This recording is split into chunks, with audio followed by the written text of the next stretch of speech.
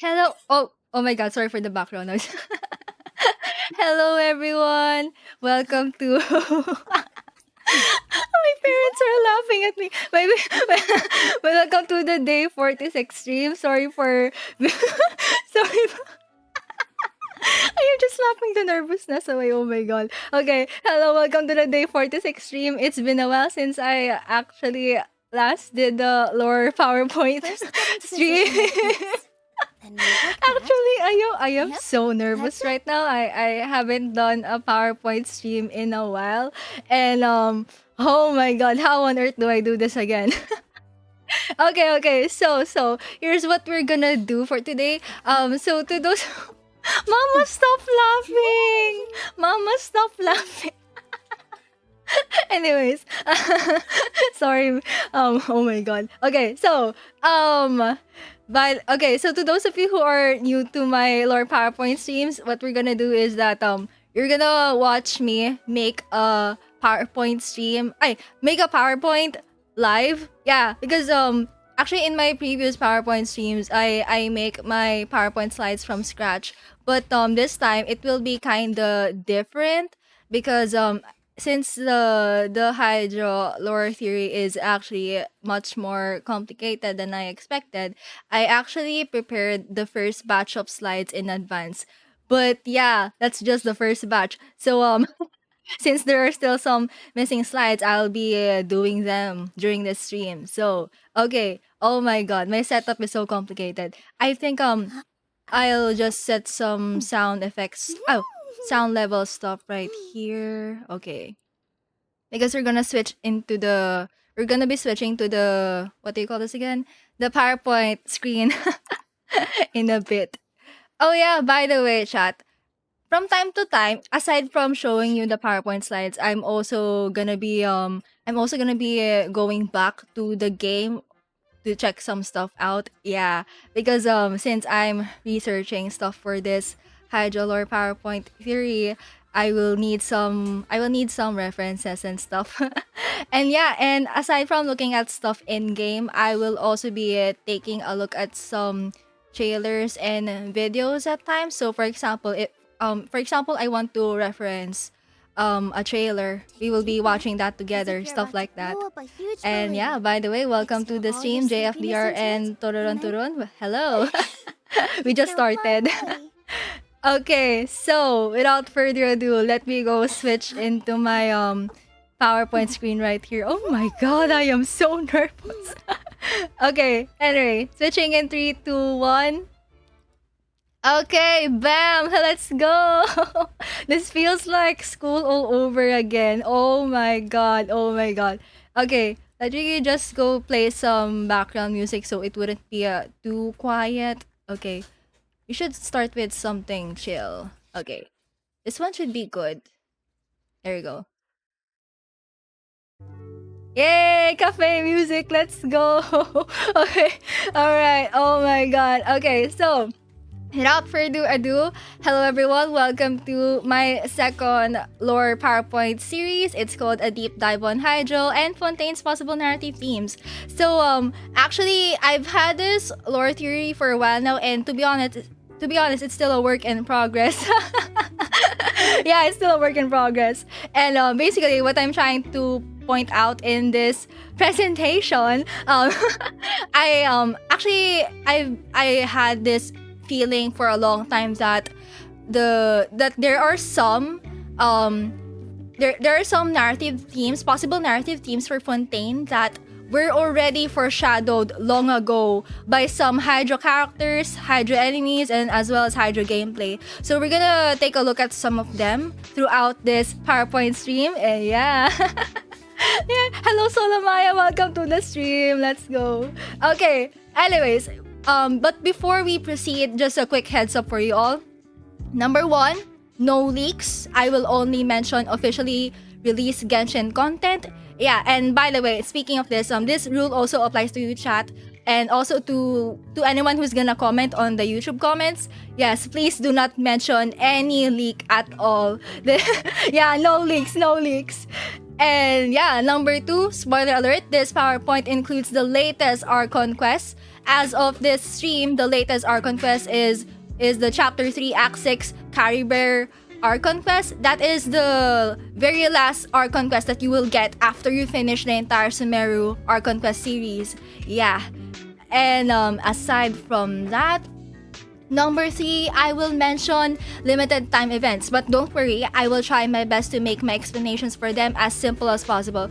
This is to ensure that even though because it's inevitable that there are also players that weren't able to experience some limited time events. So in order to deal with that, I will make sure to make my explanations for them as simple as possible, so that you wouldn't feel left out, or basically it's to help you get the gist as simple as possible. Yes, I got you. Anyways, number 4.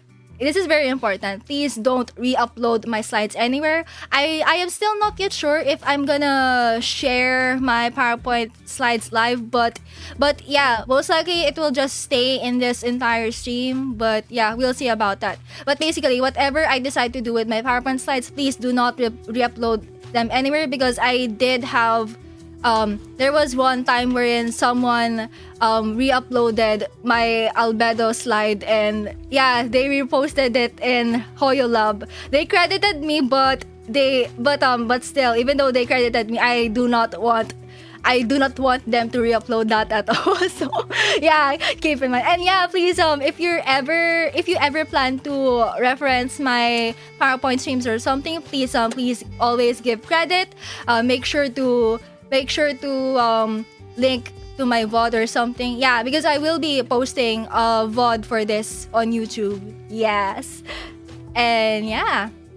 So there will be some events, limited time events that I will mention, but the 4 most important limited time events will be the following.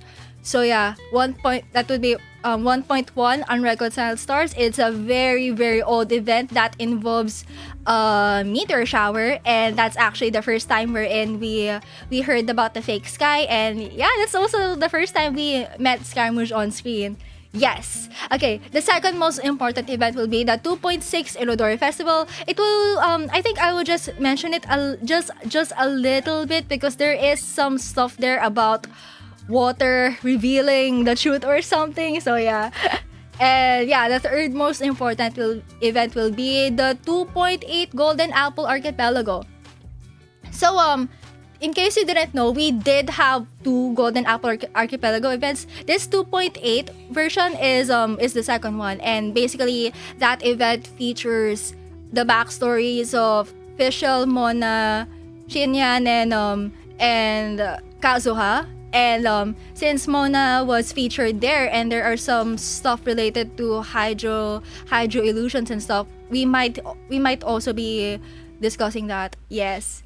And yeah, last but not the least, I will be mentioning the 3.8 Bottle Land event quite a lot. To those of you who are playing Genshin right now, the 3.8 Bottle Land event is also called the Veluria Mirage event. It's basically a limited time area in the desert. Yes. And actually Genshin has this tendency to tease stuff about the next region in their summer events. So yeah, since this is the summer event that we have right now, coincidentally they tease a lot of stuff about Fontaine there. So yeah, I will be mentioning this. I think out of all of the events that I mentioned here, the 3.8 Bottle Land event will be coming up quite a lot. So yes. And yeah. Okay, so now we're now gonna proceed to the actual PowerPoint. Let's go. Okay, so there will be 2 main parts to this. First of all, we're gonna talk about the surface level. This will be very, very short. So basically, what I will talk about here is that I'll just talk about my first impressions on Heizou, and yeah, we do know that early on in the game we got exposed to the different healing and HP related mechanics. So yeah. However, the real meat of the discussion will be here in the deeper levels. I'm not really sure how long this is gonna be, but most likely for this stream, we'll be touching upon perception and illusion. Illusion especially. This is gonna be very long, I feel like, especially once we research stuff about the Hydro characters. Yes. Okay, so alright. Let's first talk about the surface level. So actually, due to the healing and HP mechanics that we got early on in the game, my first impression on Heizou would be that it is really closely associated with healing and longevity. And actually chat, in case you didn't know, back in the day, in the early patches of Genshin, we actually have a different kind of hydro resonance. So yeah, just for some context, hydro resonance is put into effect when you have two hydro characters in your party.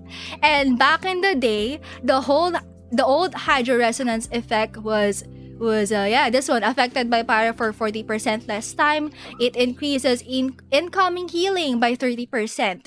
Yeah, actually, I couldn't remember how long this healing perk took into effect, but yeah, in the latter patches, it got changed into max HP increase. So now the Hydro Resonance is it increases max HP by 25%. So yeah. In line with all of that, let me give you a few examples of Hydro enemies that have healing in their kit. So yeah, first of all, we have this Hydro Hydro Saboteur right here. Yeah, I hope you can see. Okay, let me just enlarge it real quick. Yes. Okay. So this is actually one of the earliest enemies that we'll get in the game. Actually, just to refresh your memory, whenever the Hydro Saboteur summons rain, that's actually the healing part of their kit. Yeah. Whenever the Hydro Saboteur's enemies go into the AoE of the rain that they're summoning, they're gonna get healed. So yeah. Make sure you take out the Hydro Saboteur first whenever you're in a natural camp. Yes.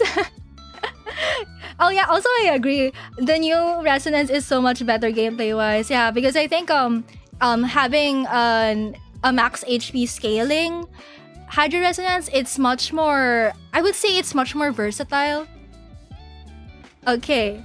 Anyways, proceeding to the next enemy healer right here. Oh my god, I am so sorry. It keeps getting covered. Okay, so this is the Hydro Gunner. Yeah, Hydro Fatui Gunner, and actually, one of their abilities is to heal enemies. Heal allies by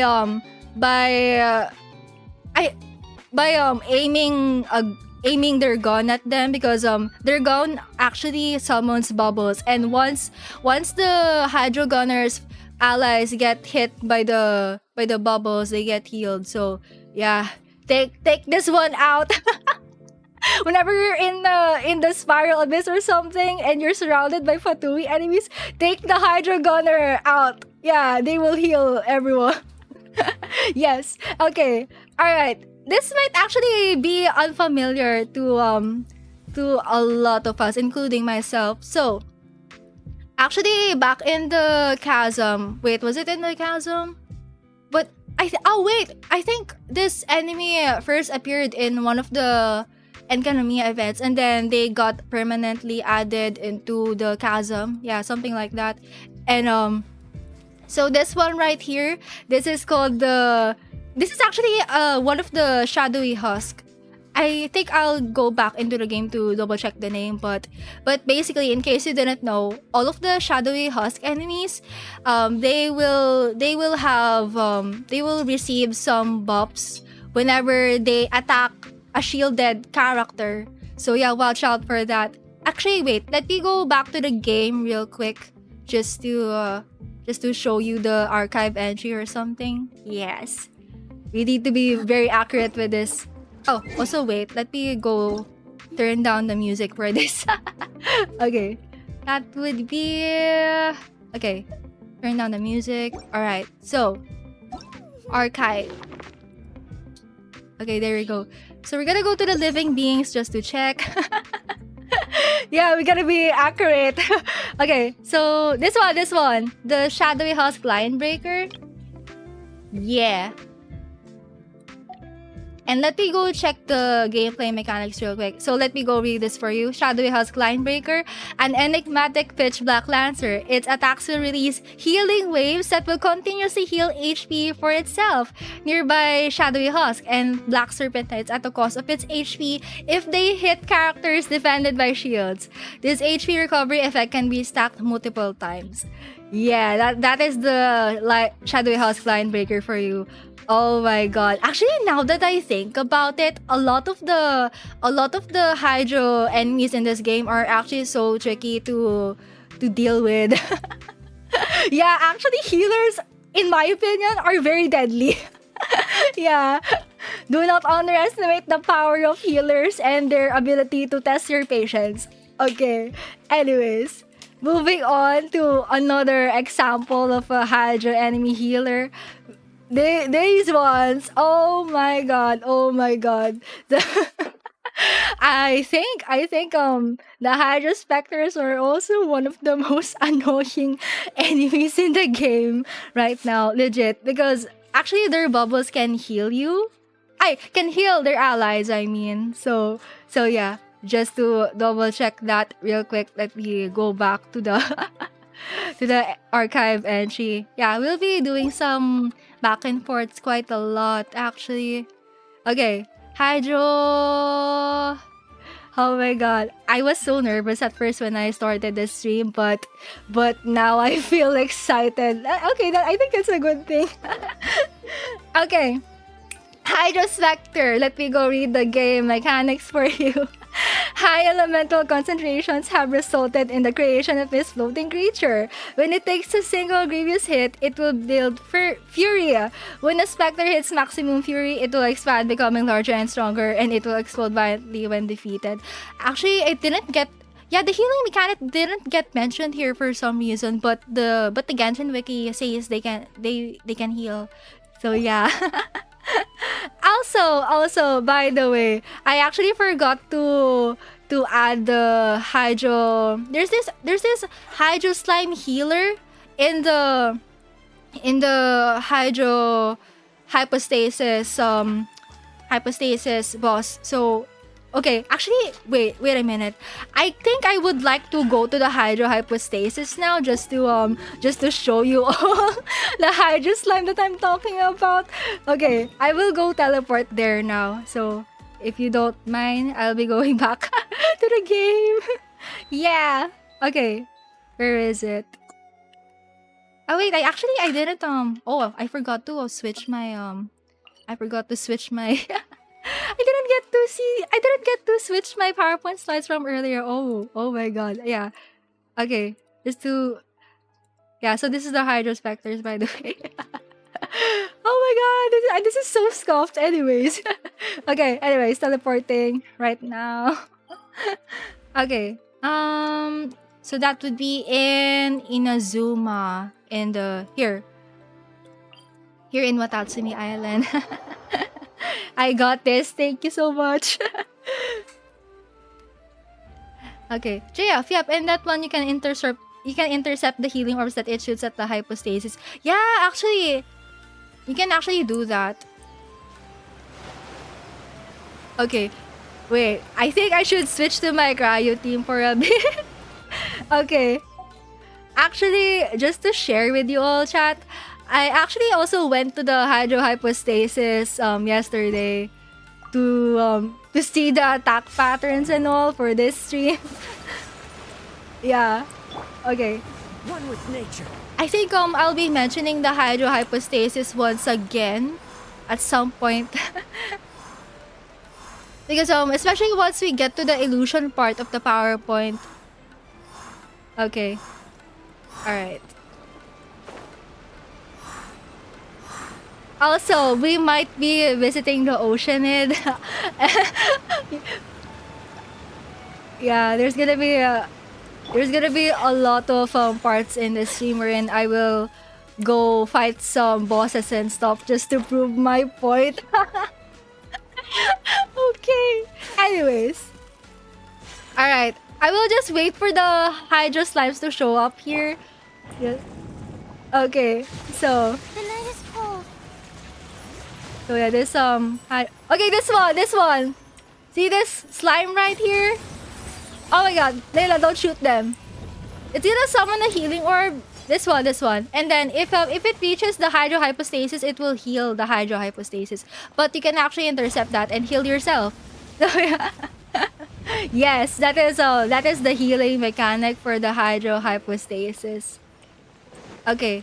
I think I should go away for now because I will still be visiting this boss.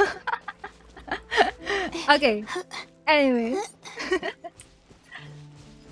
Going back to my PowerPoint slide once again.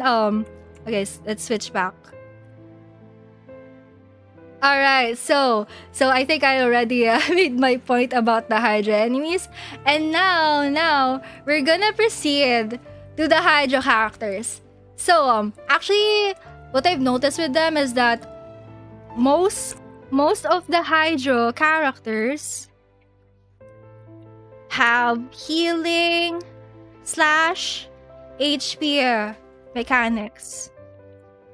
So yeah, out of all the 9 Hydro characters, these there are 1, 2, 3, 4, 5, 6, 7 seven Hydro characters that have healing or HP mechanics. So we're gonna break them down one by one, as well as those who do not have HP stuff. Okay. Starting with Barbara and Kokomi. So, as we know, Barbara and Kokomi are actually healers. Yeah, HP scaling healers. But yeah, actually, Kokomi also does some damage too that scales off her HP. So yeah, that's also something to take note of. And then on the other hand, these 4 right here, they're mostly either HP scaling damage dealers / damage absorbers, because I think, as far as I know, Kandaka has a damage absorbing ability in her shield. So yes. And then just to refresh your memory, actually Seicho also has a little bit of HP scaling. However, based from the stuff in game, I actually found out that his healing from his rain source, it only scales of 6% of his HP. So yeah, that is actually just a very, very minor thing. Oh my god, I didn't know it was that little. Okay, I would say a tiny bit of HP scaling from his rain swords. That would be oh my god, 6%. What were they thinking when they made it 6%? But yeah, I do agree though. His damage and interruption resistance is amazing though. Actually, now that I think about it, that kind of reminds me of Kandaka's damage absorption all over again. So yeah, that could also be another theme for Hydro, because I did mention longevity a while ago, right? So aside from healing, one of the things you can do is to absorb damage. Yeah, tank all the damage. So true. And yeah. On the other hand, out of all these Hydro characters, Mona and Chad are the only ones that do not have HP scaling at all. So that would be... Okay. Let me go type that real quick. Mona and Chad don't have HP scaling. Yes. Alright. Because actually we do know that Mona has ER, energy recharge scaling. Okay. Energy recharge. And then on the other hand, Child has the usual DPS build. So that would be attack and crit and all that. Crit, crit, crit, crit rate, crit damage. Yes. However, okay, so I said my piece about Hydro having an association with healing and HP, right? However, what I'm more interested about in the moment is that there is actually some stuff about Hydro that we have yet to see, especially in Fontaine.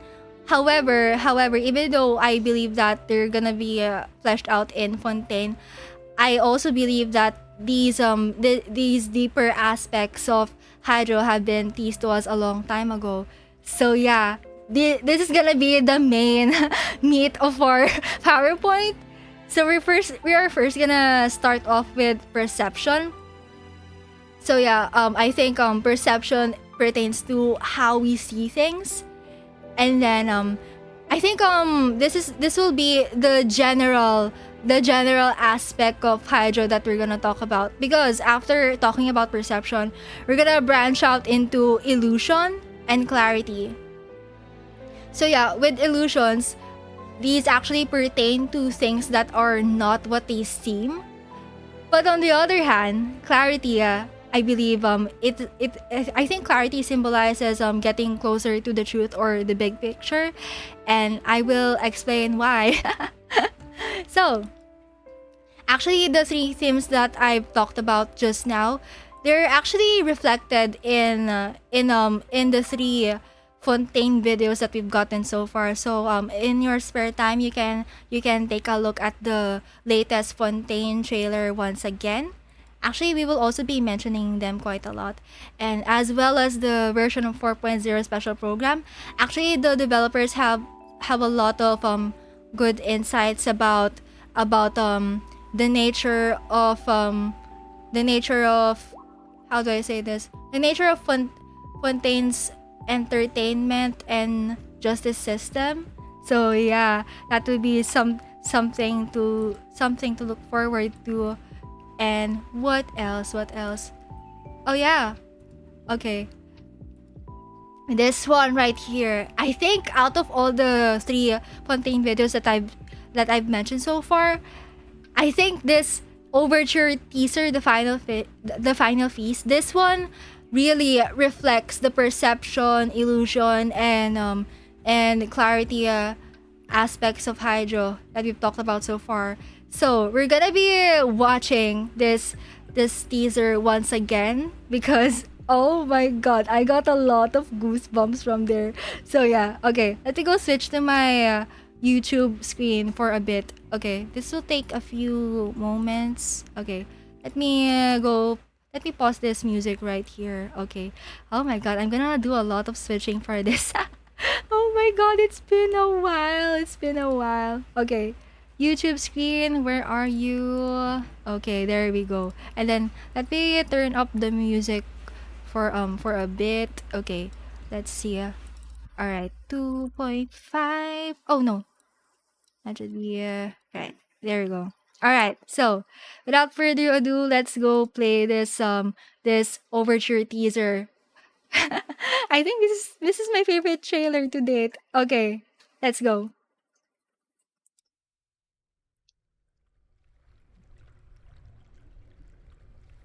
My mission.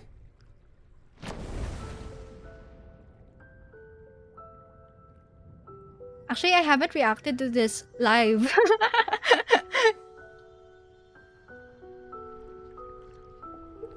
The original sin is the fairest. Everyone sinks. This line is so Make ominous the though. most of the final feast. Because for the sinners, the curtain call has come. And they have a lot of references to plays. They use terms like curtain call and such. Ladies and gentlemen, she did it! Seeing is believing, my friends. This has been Linny and Lynette's magic show. Okay, by the way, we're gonna pay attention to a lot of the linear lines here. For example, this one, seeing is believing, my friends. The essence of magic is getting people to believe a lie. And the most important part of this is what people see. Yes, that one too. Getting people to believe a lie, and the most important part of this is what people see. Okay. People don't realize how much they expect their eyes to Another tell them good the line right truth. here. But what you see is not real. It's all a show.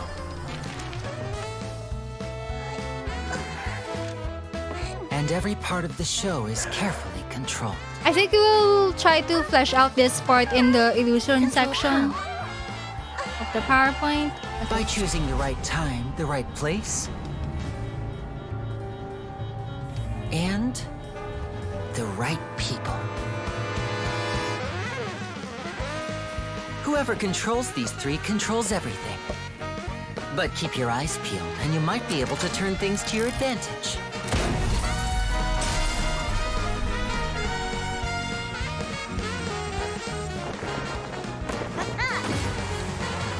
In a nutshell, magic is what you see with your own two eyes. So yeah.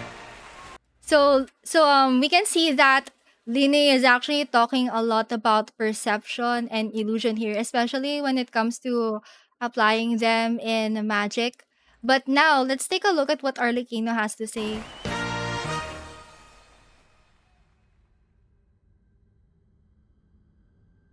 Very fun. But it's not enough. Let me make something clear. You think of yourselves as magicians, but when you're on the stage, you're first and foremost actors. Good actors hone their craft. I to get mesmerize goosebumps from the this whole every time. crowd.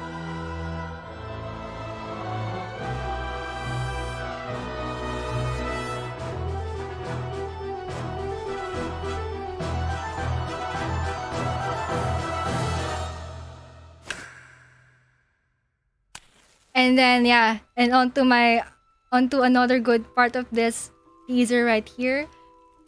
Okay. Boring! I mean, why do I even bother? When are we going to finally see a real twist for once? Okay, so I just a quick story time. When this teaser got first released, I already had a huge hunch that the lady right here is Foreshadows.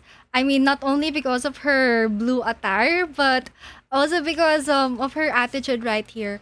So it was mentioned at the very end of the Sumeru Archon quest that Nahida said that Foreshadows has this fascination for immersing herself in the court atmosphere, and I do think even back then I do think that maybe Foreshadows is she treats court trials as her form of as her source of entertainment. And actually we can actually see this in this line right here. Ah, when are we going to finally see a real twist for once?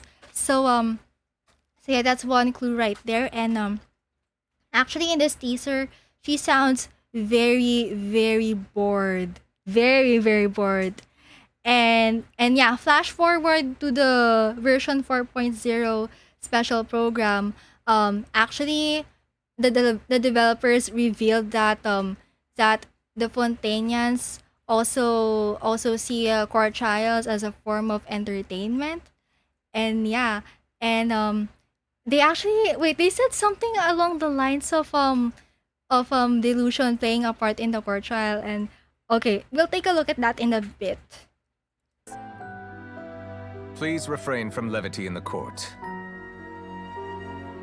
This trial is far from over.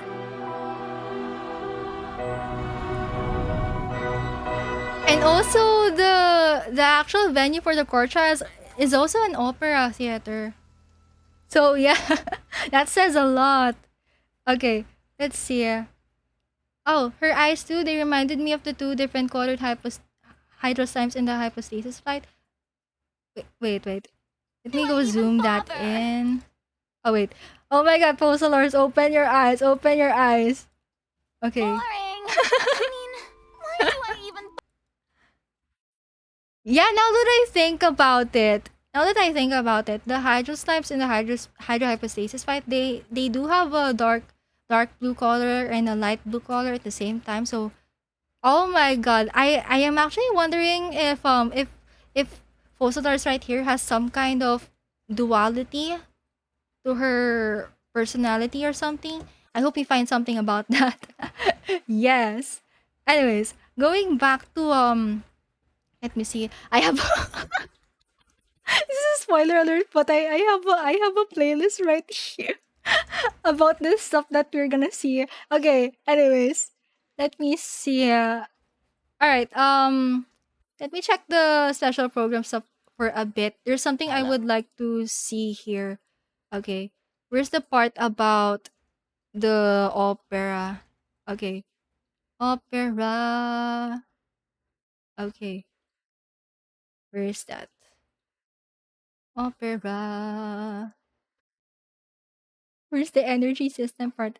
Okay. Energy system. Okay, I think we're getting close. Actually, I timestamped this in my VOD. Wait, I should have. Oh, anyways, this will do. This will do. Okay, that would be. Wait, actually, let me go get my. Let me go get my own VOD. I am so sorry. Wait. Because I timestamped it there. Oh my god. I do not want to watch my own VOD, but okay, I'm just gonna see here. Where did I reference that? Okay, that would be okay. This one in the 1 hour mark. 欧毕克莱歌剧院就可以窥见1、2了。审判是枫丹最重要的。 This one, court hearings are public events of utmost importance in Fontaine. 公众活动，但这个行为呢，同时也被 But they have also been generalized and turned into entertainment. 普遍化和娱乐化了。 Okay. Oh my god, I do not want to hear my own voice. Anyway, okay. Oh my god. Okay, where is the...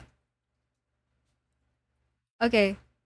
This one. Judgments are a form of performance. Truth and delusion are equal parts in the performance, and so are drama and tragedy. 悲剧评论 Oh my god. Oh my god, stop screaming, self.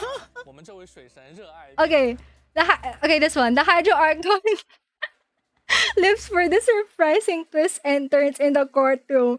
So, I actually did not expect that the developers are gonna confirm this.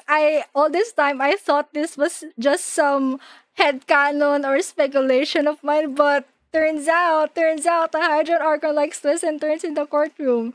So yeah, oh my god. It's actually kinda concerning that Postalors views the justice system as a form of entertainment. Like, oh my god. Anyways, going back to yeah, I think that should be it. Yeah, that would be it for the for the trailer part of this PowerPoint. So yeah, we're gonna go back to the PowerPoint right now because we're gonna be moving on to the next part. Yes. Okay, that would be here. Oh my god, I have so many tabs. Okay, let's bring back the background music for a bit. Oh my god. Okay, filters. Wait. Let's lessen down the volume. Okay, let's go. Yay! Okay. Alright, going back to the PowerPoint. We're now gonna officially proceed to the perception part. And yeah, perception, the mirror. Okay, why did I put the mirror here? Because actually, when I heard the word perception, it reminded me of mirrors and stuff. And aside from that, the dictionary definition perception is one of these is one of these definitions. Okay, let me read this for you. The perception is the ability to see, hear, or become aware of something through the senses.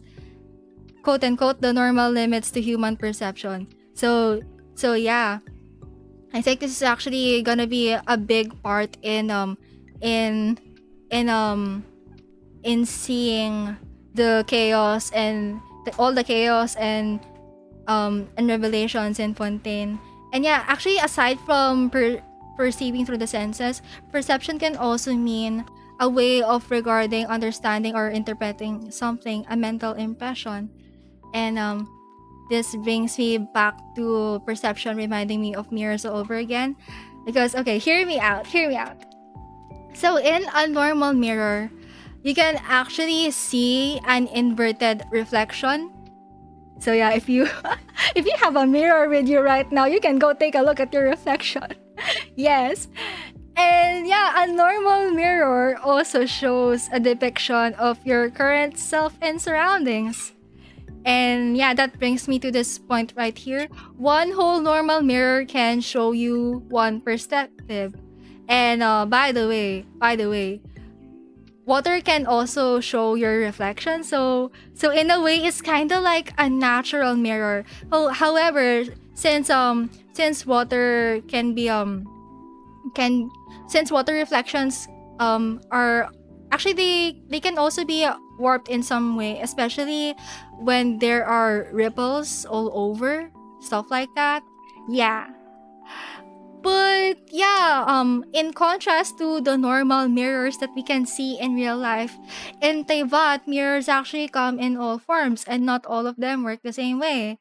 And what I've noticed is that Genshin actually has a lot of mirror symbolisms. The earliest example would be hydromancy. I'll talk about it more in a bit. And yeah, actually, more mirror symbolisms have started to show up ever since Inazuma and Sumeru. So yeah, that brings me to the next slide. I'm gonna be showing you some examples of mirrors in Genshin. So yeah, for instance, some mirrors show you a potential future. An example of this would be hydromancy. This is actually the method that Mona and her master used to infer people's fate. So yeah, hydromancy involves looking at the reflection of the stars on the water surface to infer fate. Mona's character story 2 actually talks more about this. Let me read this for you. Mona's astrology utilizes hydromancy, and she once explained the underlying principles. Thusly, it is people's fate that shines in the night sky, and though its reflection in water is but an illusion, it reveals the truth nonetheless.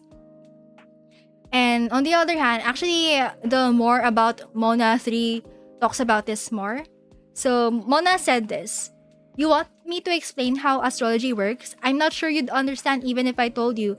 But since you asked, the method I use is called hydromancy, the art of inferring fate from the illusory reflection of the stars on the water surface. The inverted reflection in the water is an image of the heavens from within which the truth of our world can be observed. It is the one and only success story of that old lady's research endeavors. I think I will talk more about hydromancy once we get to the clarity part of the PowerPoint. Yeah, most likely the clarity portion of the PowerPoint will be streamed on Thursday. Yeah, because that's kind of like the conclusion already of this entire presentation. So yeah, watch out for that.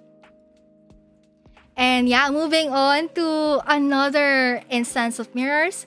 Actually, some mirrors also serve as doorways to the past. We have for example the Enkanomiya painting. Yeah.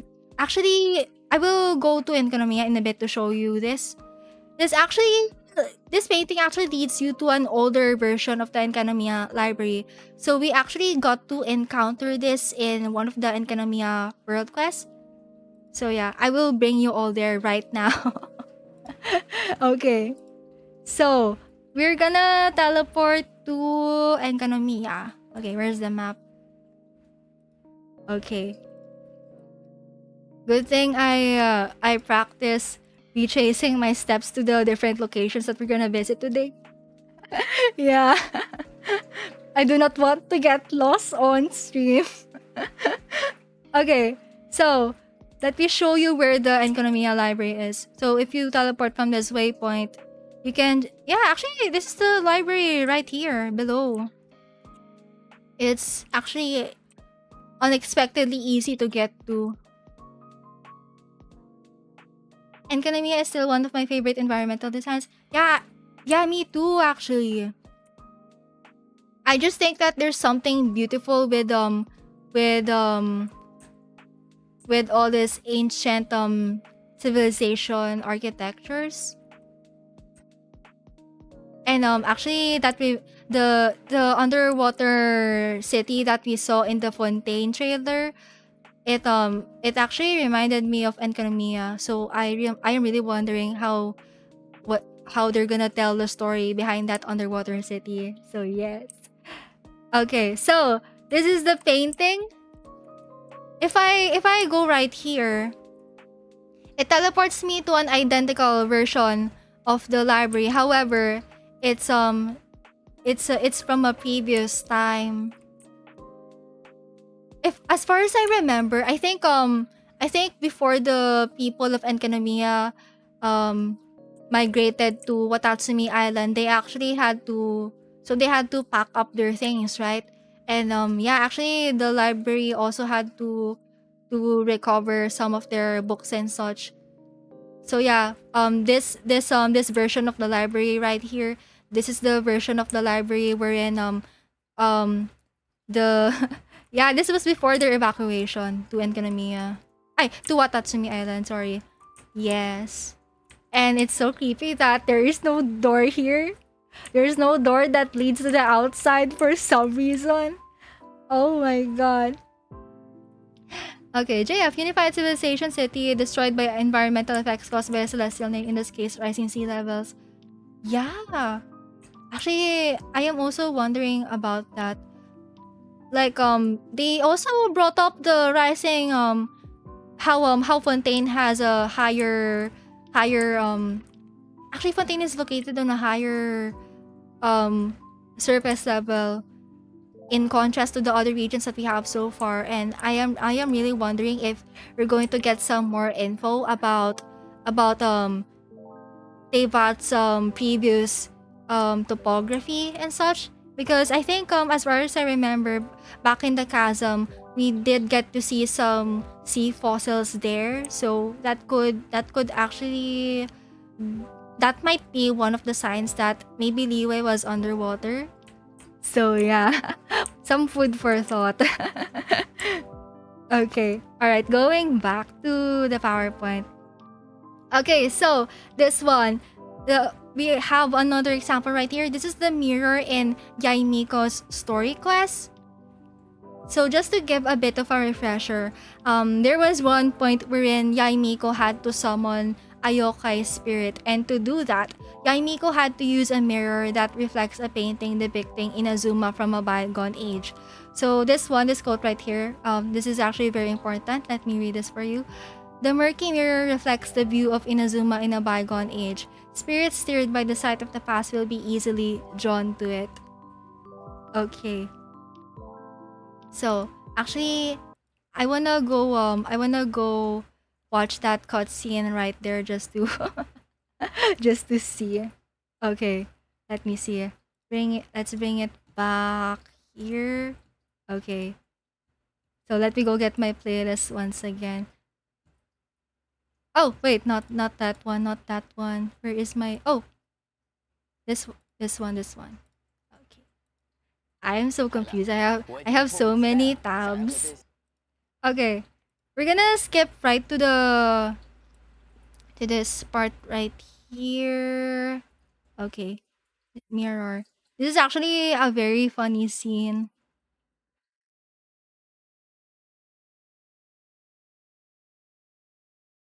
Okay. Okay. Let me increase the volume for a bit. Yes. Okay. Okay, there we go. Alright, let me go play this. この場所って一体何のためにある場所なんだよ。さてここからはわらわが陽子の秘伝術を紹介してやろう。この絵は略式高齢媒 So yeah, 介といって、 this is a swift 多くの summoning 面倒な medium. 手順を省くことができる優れものじゃ。薄暗い鏡面にはかつての情景が映し出され、それに心を揺さぶられた霊魂たちが引き寄せられる。さて、次は何時の出番じゃ。ほれわっぱよ、ここに座るんじゃ。So basically, Yaimiko asked the traveler to sit down here on this chair right here. Okay, let me go.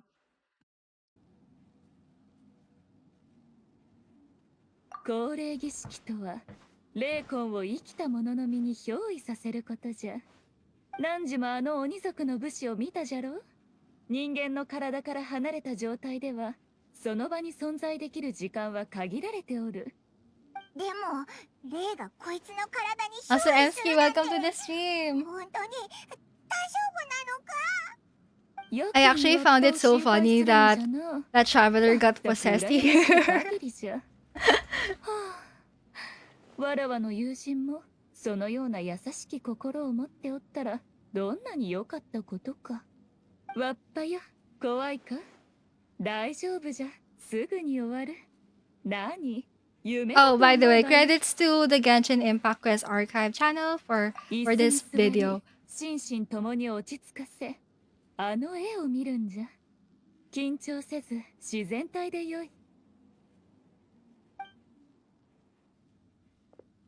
Okay, there we go. So we can see right here that the mirror behind Traveler's back is reflecting the ancient Inazuma painting in front of her. And actually, Paimon points this out. なんかまるで絵の中で座ってるみたいだ。 It's like she's sitting inside the painting. あれ、オイラの錯覚か？今絵が動いたぞ。 Yeah, and then it starts to warp itself. 呪文を念じるんじゃ、わっぱよ。それと強い I actually forgot this mirror scene existed. 神聖探偵筆記の作者が出てくるか。何時ならもう分かっておるじゃろ。 And then yeah, Yaimiko's yokai friend is gonna possess the traveler any minute now. じゃがより現実味を与えるために少し背中を押してやろう。先生、小説の売れ行きが良好なのはいいことじゃが、いつになったら第4章の大枠が完成するんじゃ。 So yeah, they're trying to catch the attention of the yokai spirit here. And then, oh, there we go. Oh, I forgot there was an ominous aura there.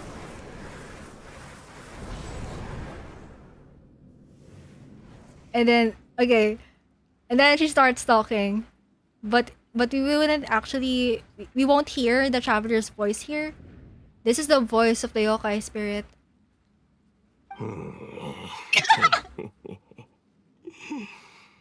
This gets me every time. まさかこの恒例儀式をわし自身に使われる日が来るとはの。またも小説を書い。 So yeah, that's basically the gist of the spirit summoning ritual that Yaimiko used in the form of mirrors. So yes. Okay, going back to the PowerPoint once again. Actually, we'll be watching a lot of cutscenes and stuff for this. Yeah. Okay. All right, going back to the corner. Okay. All right, here we go. So yeah, those are just two examples so far. But yeah, we have more examples. So aside from showing a potential future or showing the past, some mirrors are also broken into shards, and I believe that this could symbolize the different facets of an event or a person even. Like it shows multiple perspectives or angles, and actually this was shown during two certain Archon related cutscenes. So for example, for this Raiden Shogun Story Quest Act 2 cutscene, just to give a brief summary, so the traveler in Paimon actually had to go to the realm of consciousness to see to find A. Yeah, because actually A went to the realm of consciousness to fight the shogun, and they basically had a centuries long battle there to determine the fate of Inazuma, and as well as the fate of their ideal of eternity.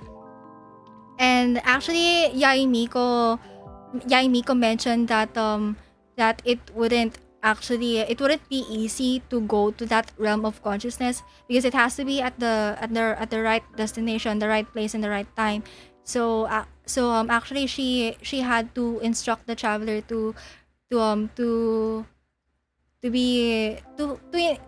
think about their wishes, so that their willpower will be strong enough to get them to their destination, which is the realm of consciousness.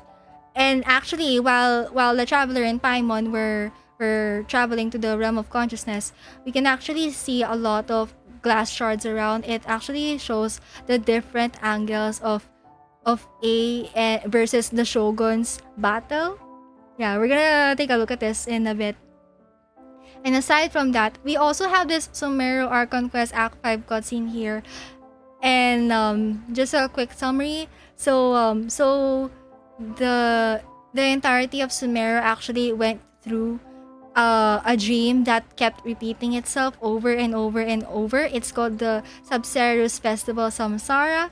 And yeah, during that never-ending loop, one of the events there was that Scaramouche tried to take Nahida's noses over and over and over, and yeah, after Scaramouche tried taking Nahida's noses once again, Nahida said something along the lines of, did you know how many times you tried to take away my noses from me? Something like that. And during that scene, the surroundings started to shatter into multiple glass shards. And yeah, actually when after that, Nahida tried to how do I say this? Nahida tried to help Traveler recall about all of the battle experience that went on during all of the loops of the Subserus Festival Samsara. So yeah, actually that got represented as, once again, shards of glass. So we're gonna be watching this in a bit too, just to just to show you. Yeah. And then yeah, when it comes to another example of glass shattering and stuff, we also have the Alhaitham character demo. So we do know that in Alhaitham's playstyle in general, it actually involves a lot of optic stuff, and I think the best way to represent all of that optic stuff was actually through his character demo, because back when Alhaitham when he described how his mind works, and he actually tends to think of a lot of possibilities when dealing with the problem. And yeah, that got represented into shards of glass that he keeps looking at in different angles. So yes, we're gonna take a look at that in a bit. And yeah, that actually reminds me, did you know that the latest Archon quest that showed mirrors was in fact the Caribou Archon quest? So yeah, at the very end of that quest, the traveler begins to realize that she is actually witnessing the point of view of her sibling. So yeah, the traveler witnesses the Abyss Twins POV and first-person POV, and only realized it after being called the prince or princess of Conria and looking at the reflection. Actually, this one is really, really creepy. Like there was this one NPC who for example, you're playing as Lumine. So the NPC called her the prince of Conria. So Lumine was like, what did he just call me? And then she turns to look into this broken mirror, and she did not see her reflection. Instead, she saw ethers reflection. And yeah, actually, we're gonna take a look at that. Yes. Alright, we're gonna go back to do the playlist once again. Oh my god, we have a lot of stuff to go through. Okay. It actually amazes me that we have a lot of mirror stuff so far. Okay. That would be okay. Let's adjust the volume. Yes. Okay. 2.5. 2.5. Yeah. There we go. Okay. Let's first start off with the Raiden Shogun cutscene. Okay. Raiden Shogun. Okay. Okay. Let's start from here.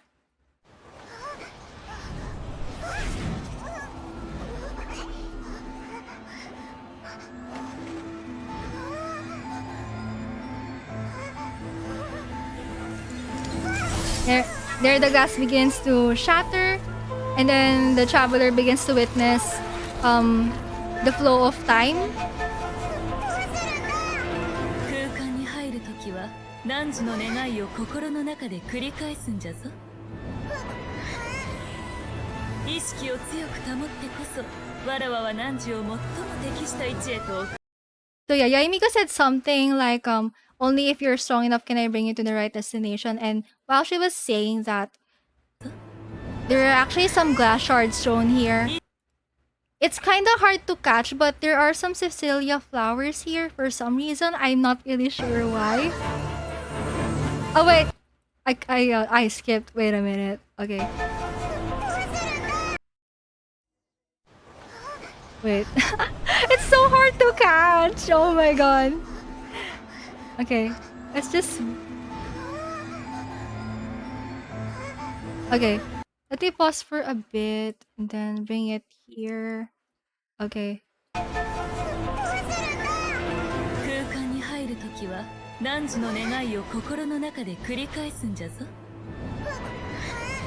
Yeah, focus on your heartfelt wishes and it's so hard to catch, but there are some. I think there's someone out there who was able to screenshot the Cecilia flowers in the shards. And then here, as we can see here, actually the traveler in Paimon was already close to reaching the right destination, and we can actually see here that the glass shards will fall into place.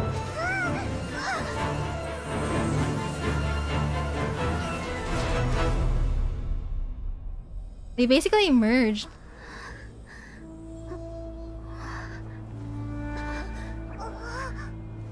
And then yeah, they now got transported into the A versus Shogun battle. That was actually so cool. And to be honest, I actually agree with that. Cecilia Flowers being closely linked to the gods of wind and time.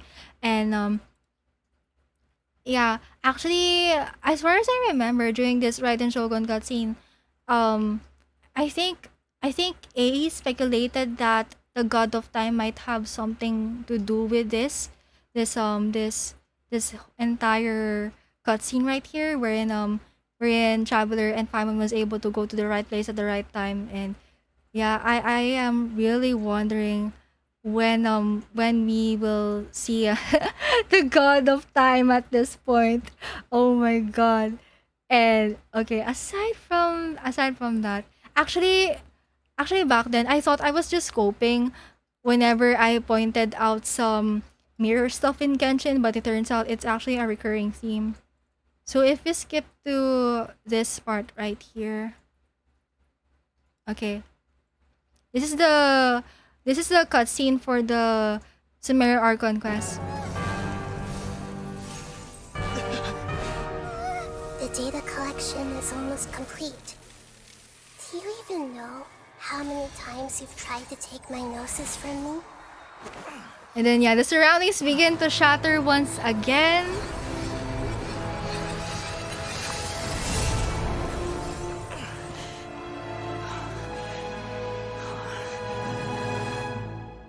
We just concluded the 168th loop. Did you know that in the effort to create you, the people of Sumeru were forced to live through the exact same number of Sub-Zerus festivals and Samsara cycles. The power of dreams. When did you use it on me?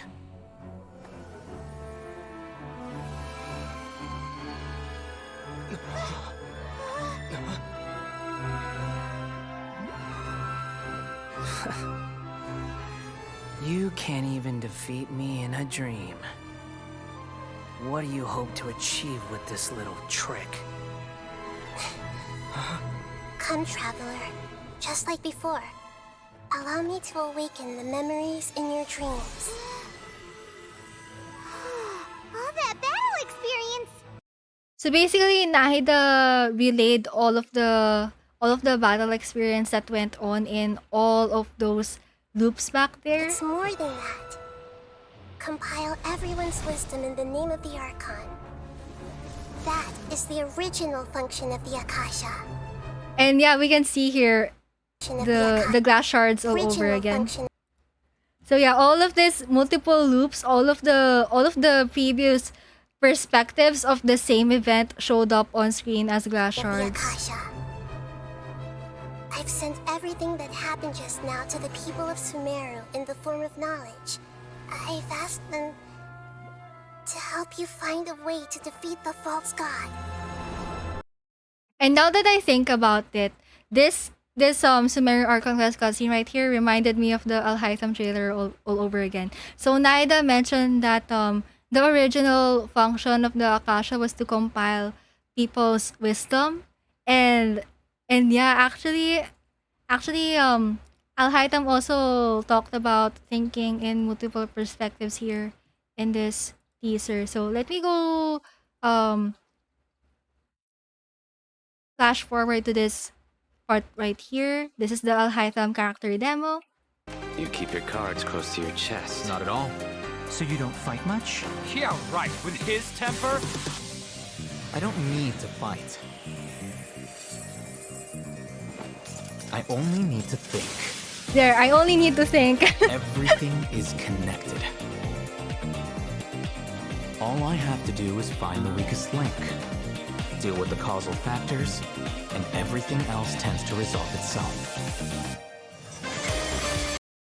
So yeah, that's actually another another mirror symbolism right there, and not gonna lie, the Alhaitham mirror symbolism right here reminds me of another Hoyoverse game. I'm gonna talk about it in a bit. So yes, but before that, let me just go show this Ether and Lumine cutscene from the Caribbean Archon quest. Okay. Okay, so we're gonna show Lumine's POV for this. Okay. Let's start with this one. So Clothar, the Kanrian NPC, who is also the founder of the Abyss Order. So yeah, he was actually addressing the Traveler as the Prince of Kanria here, if you're playing as Lumine. So let me play it right here. 我々はかつて信じていた。あなたがカーン・ルイヤに力と希望をもたらすことを。なぜならあなたはアビスそのものを代表している。想像を超え理解を超えた神秘の象徴なのだから。そしてカーン・ルイヤがアビスを掌握すれば全てを掌握できる。我々はかつてそのような未来に憧れあなたのことを見つめていた。しかしあなたは果たして我々に何をもたらしただろうか。カーン・ルイヤの There, Prince of Kanria.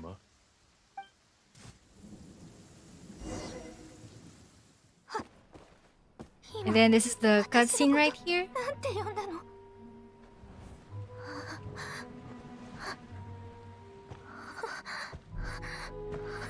And when she starts to look in the mirror, it's Ether's reflection.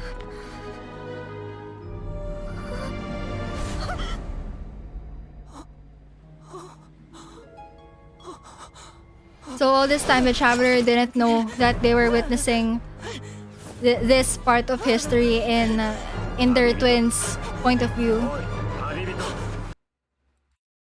So yeah, that was actually really, really creepy. And yeah, actually even until that point in the Kyber Archon class, I still thought that I was coping about the mirror symbolisms. But no! There's more! There's more! And I'm gonna show you in a bit about other examples. Okay. Oh my god. Because actually, in case you didn't know, in for this current patch, version 3.8, we did get two exploration mechanics that involved mirrors. So yeah, let me go back to the screen. Okay, that would be here. All right. So moving on. Yes, let's go. Okay.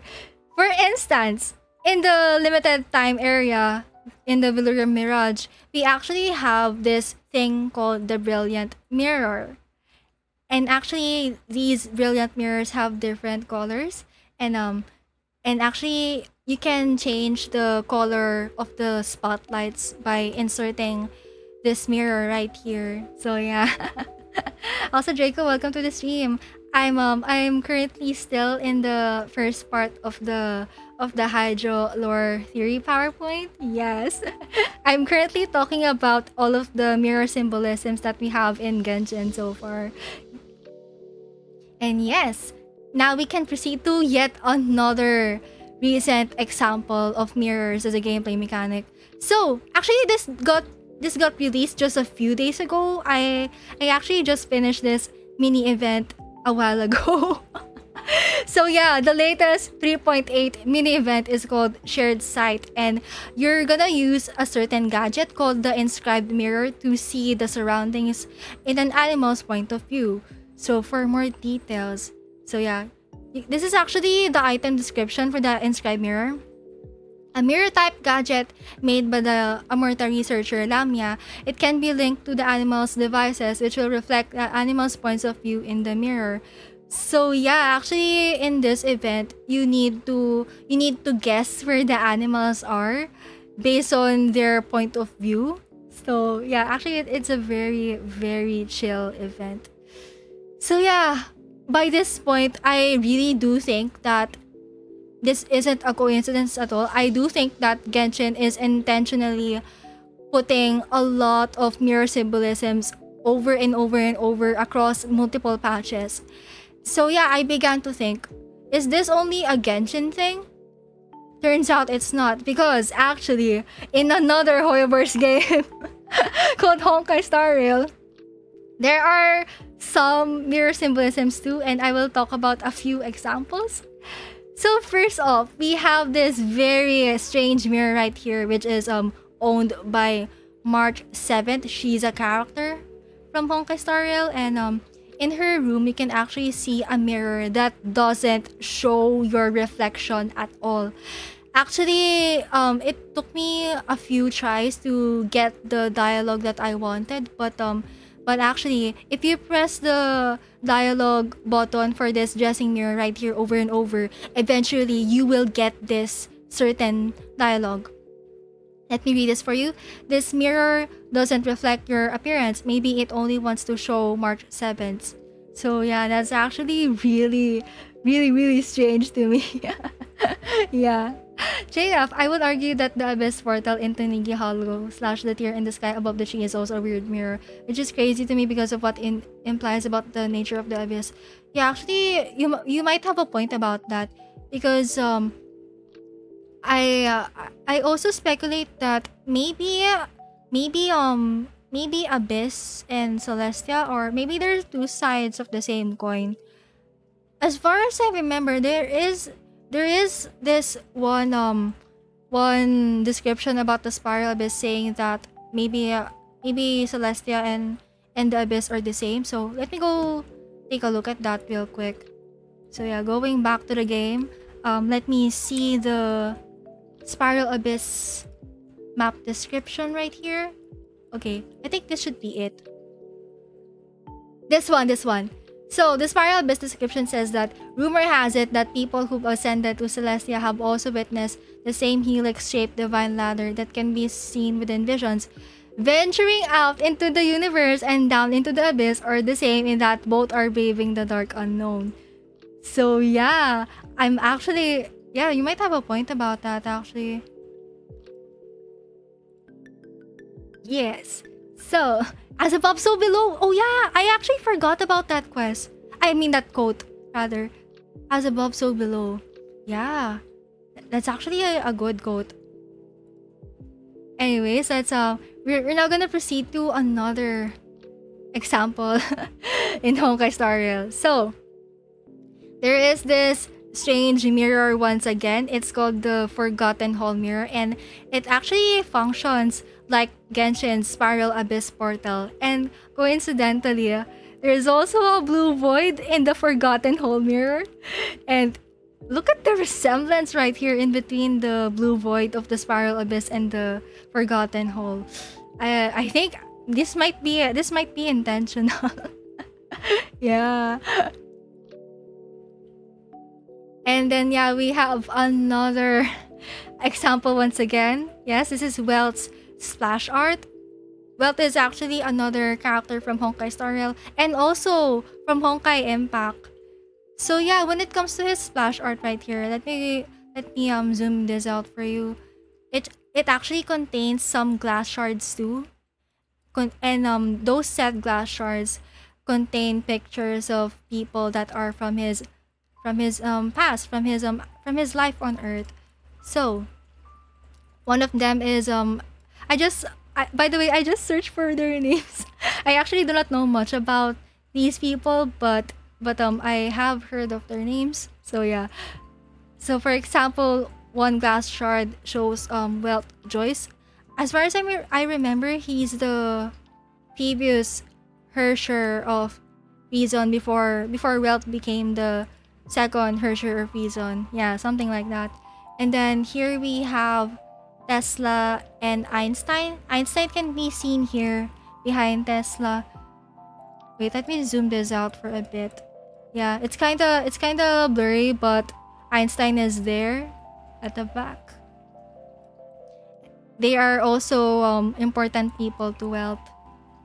And then yeah, last but not the least, this guy isn't in a glass shard or something, but you can actually see this blonde man walking in the distance right here in this splash art.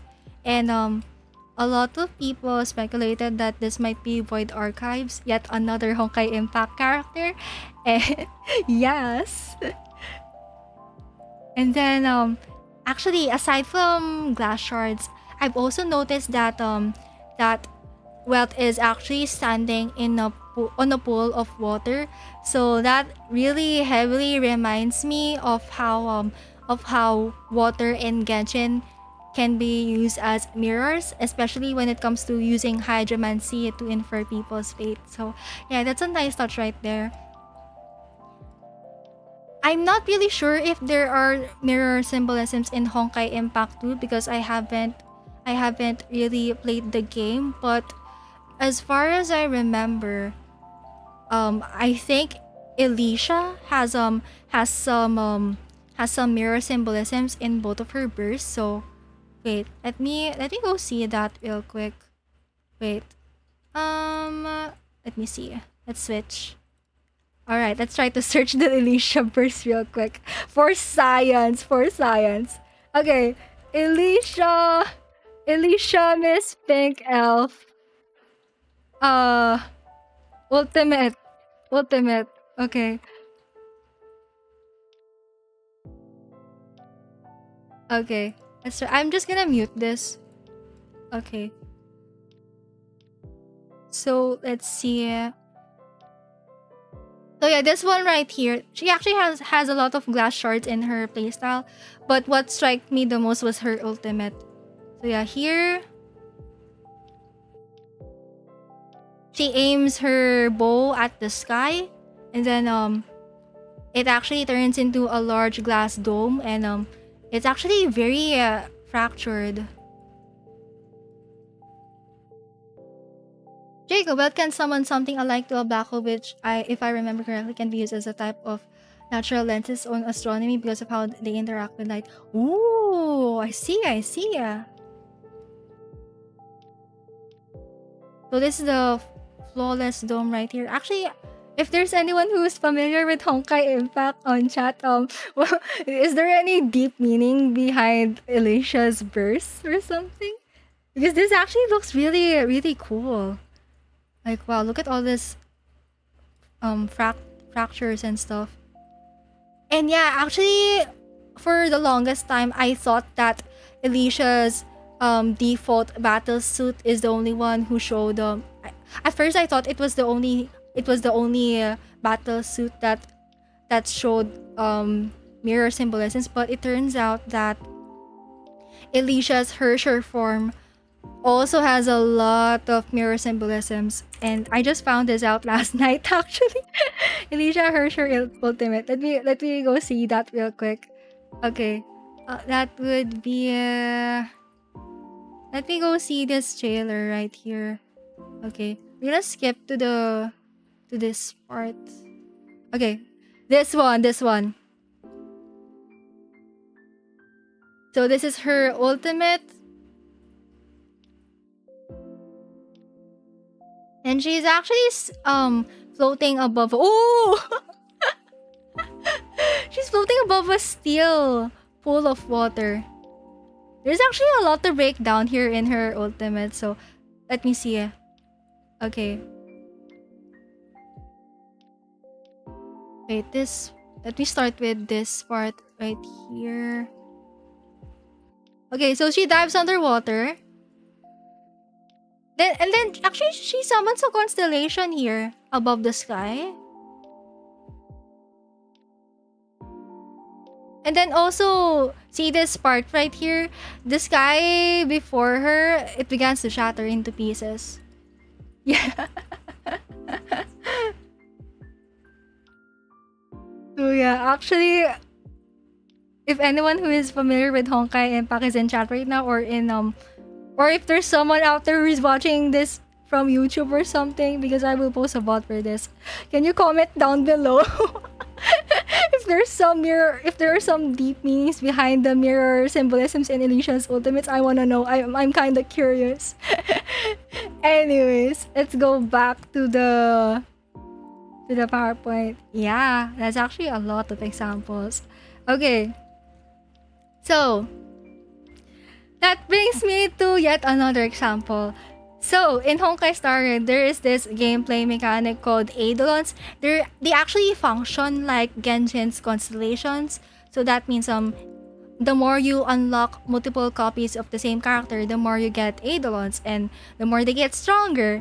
And interestingly, the Eidolons in Honkai Star Rail look like glass shards showing a character's reflections.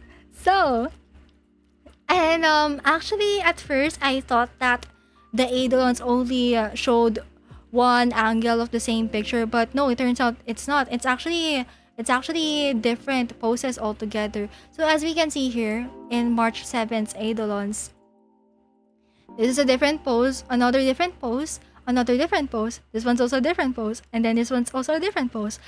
However, this one actually, to those who are unfamiliar with Eidolons in Honkai Star Rail, actually the 6th Eidolon, it usually depicts characters it actually depicts characters not wearing clothing at all. So there might be some deeper meaning behind that. And yeah, actually, I also tried searching for the loading screen description for Eidolons, and yeah, this is what the loading screen has to say about Eidolons. The possibility of the existence of observers. As people embark on a set path, these possibilities eventually collapse into a single entity. And that brings me back to the thought that maybe the Eidolons could be representing different perceptions on a person, because even in real life, we do have a different perception on people, right? Like for example, our our perception on ourselves will be a lot different than how other people perceive us. So, and yeah, if we break that down even further, for example, our family members think differently of us, our friends think differently of us, even strangers and even strangers and peers and all of the other people out there have different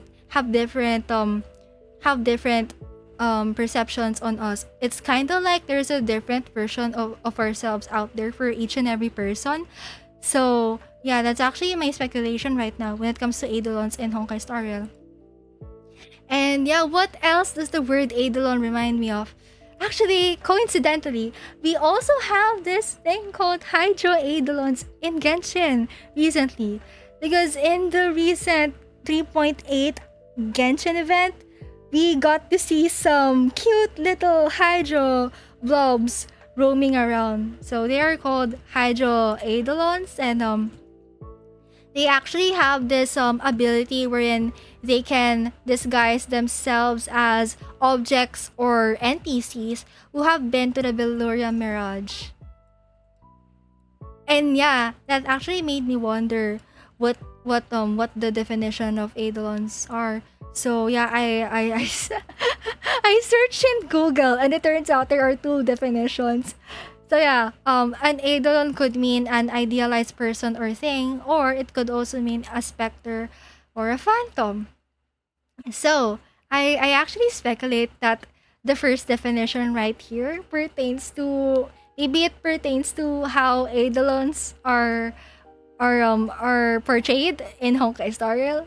And on the other hand, I think the second definition represents the Heizou Eidolons in Genshin. Because if we're gonna put specter or phantom into context, I mentioned that the Heizou Eidolons can disguise themselves as people, right? However, they can only disguise as people who went to the Veloria Mirage, and that actually means that Heizou Eidolons can only copy existing people. And actually the Heizou Eidolon wiki entry has something to say about that. So credits to the Genshin wiki writers. Okay, so there's this clarification right here. Heizou Eidolons have the ability to copy and transform into humans based on those who have entered and left the Mirage. The human forms of Heizou Eidolons can be recognizable by their light blue colored hair and pupils. As elemental beings, they emit elemental energy even in their human form. They cannot replicate memories or personalities, and they have to be taught by either the humans they copied or by Idia using her memories of those people. So yeah, that is actually one limitation about the Heizou Eidolons in Genshin, yes. So, actually, oh wait, that's my last slide. So actually, I have to make the succeeding slides now. Yeah. Anyways, so okay, I'm gonna start making the next slides right now, and this time with all of this mirror symbolisms in Genshin and Honkai Star Rail in mind, I'm actually gonna bring back a certain old speculation of mine, because actually I do believe that as early as Inazuma, we do have a Fatui enemy out there who got to represent mirror symbolisms in general. So yeah, we're gonna that actually brings me to none other than the Heizou Mirror Maiden. So yeah, we're gonna go back into the game real quick. So let's bring back the archive description. Okay, Heizou. Okay, archive, living beings. Okay, alright. So actually, I shared this before, but actually the Mirror Maiden was one of the earliest Fatui enemies in Inazuma, and not only that, actually she is one of the earliest enemies introduced in Inazuma in general. So that actually made me think that maybe the Mirror Maiden could be one of the earliest foreshadowings about the illusory nature of Heizou and as well as Fontaine. Because actually her backstory has something to say about mirrors and deceptions in general. So yeah, let me go read this description for you. Mirror Maiden. A Fatui mage who can command a Hydra mirror in battle. Her posture is highly dignified as if she is one who worships a god. The Hydra mirror she manipulates lures those enchanted by her to willingly fall for her illusion. Nothing seems to escape her ears. No one knows what those covered eyes have seen nor what kind of obsession might be reflected in them. And yeah, actually, not only that, there's actually some things about her too in her TCG card description. So yeah, let's go take a look at that really quick. Okay, where's my TCG? TCG gadget. Okay, this one. Alright. Okay. So yeah, let's take a look at her card in a minute. Okay. So if you take a look at the story description for TCG card, it says that all secrets shall be concealed within the mirror of glaring brightness. So yeah, with those in mind, actually I began to think that maybe the Mirror Maiden saw some secrets in the mirror, and maybe that's the reason why she began to cover her eyes. However, if she did saw some revelations in the mirror, it actually made me wonder why she started using mirrors as a form of illusory tactic in her combat. What made her resort to using mirrors as a form of deception is the question. So yeah, that's actually one of the reasons why I am so fascinated with the Hydro Mirror Maiden in general. So yeah, let's go back to the slide real quick. I'm gonna make the slide for yeah, okay, so we're gonna add a Hydra Mirror Maiden picture right here. Okay, let's see. Yeah, from here on out, I will be adding the PowerPoint slides live. I only managed to prepare several slides a while ago. Because I was supposed to make all of the slides from scratch on stream, but then I realized maybe I should prepare a bunch of slides in advance so that I will know what my PowerPoint's gonna look like in some way. Yeah, just to give myself a head start. Yeah, I'm so glad I did that. Because actually this is a very hard topic to cover. Okay, so that's her picture right there, and then I'm gonna put the TCG one here. Okay.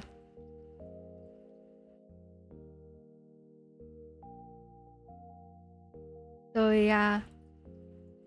Actually, she also has a battle voice line wherein she said something like, "Mirror images disperse like water." Yeah, something like that. Actually, yeah, she says that in English if you're using the English dub. And then, wait, what else? Oh yeah, I should put the Mirror Maiden description. Okay, let me go get that real quick. Oh wait, actually, wait. Let's duplicate this. Okay. Alright. Okay, there we go. Alright, there we go. I think I got it now. I will Alright, so this is the archive description. Yes. And then I'll just note some stuff down here for a bit. Okay, so that would be... Let's put the box right here. Yeah, just some quick notes.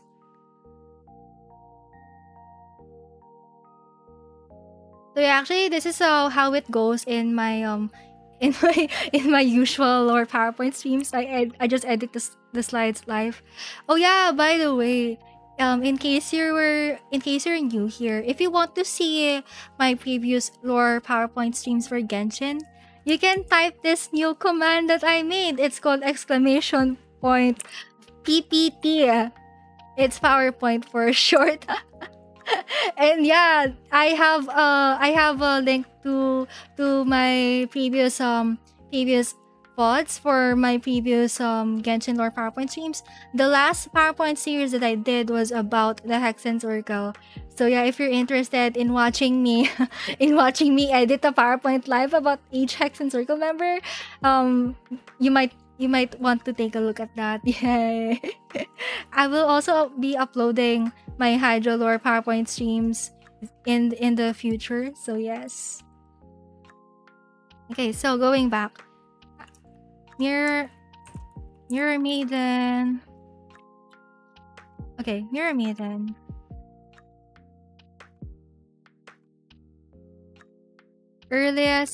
One of the earliest enemies introduced in Inazuma. I am feeling so many emotions right now. Like I feel so nervous and also excited. And I haven't done this in a while. Like I legit do not know how this is gonna turn out. Okay, that would be okay. One of the earliest enemies, and then speculation.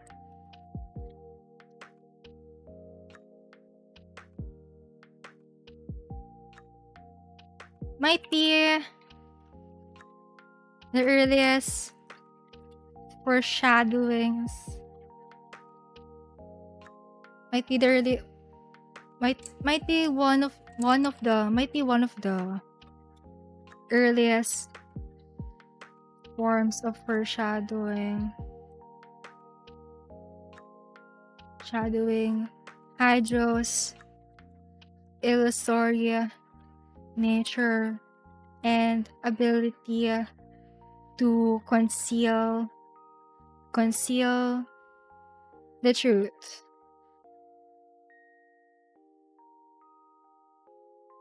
Yes.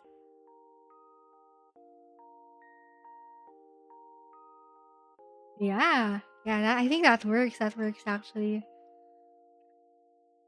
Okay, actually, wait a minute. I'm gonna go drink some water real quick. I've been talking way too much. Okay, I'll be muting in a bit.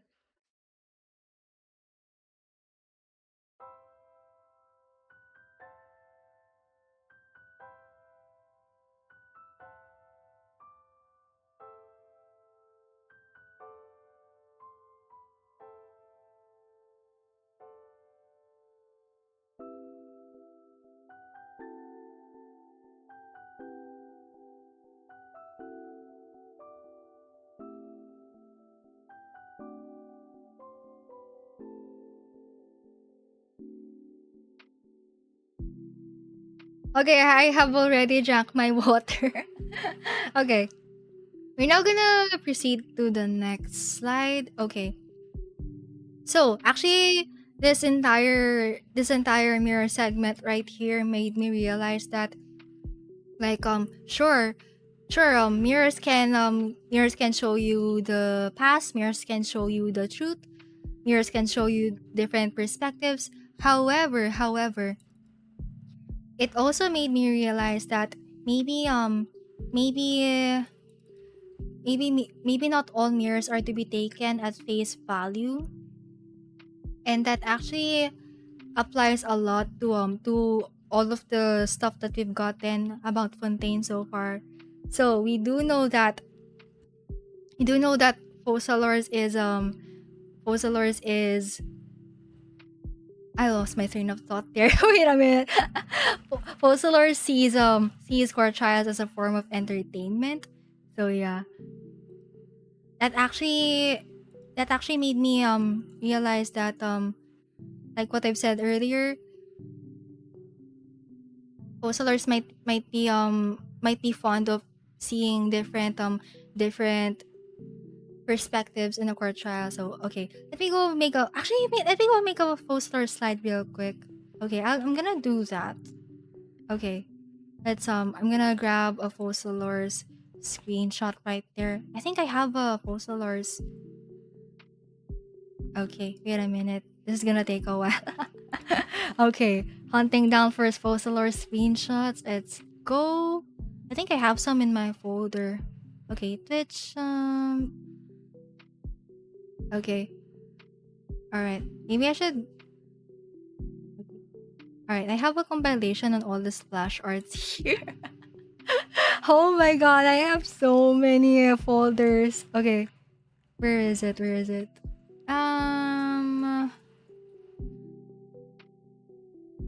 Wait. Oh my god, it's missing. Okay. Actually, wait. I'm just gonna screenshot the trailer again.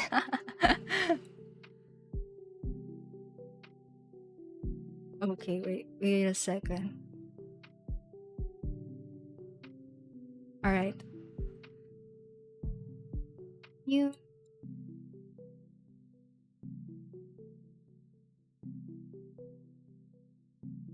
Okay, I have my Fossilor screenshots. I'm gonna I'm gonna get them ready. Fossilors. Alright. So okay. Where is it?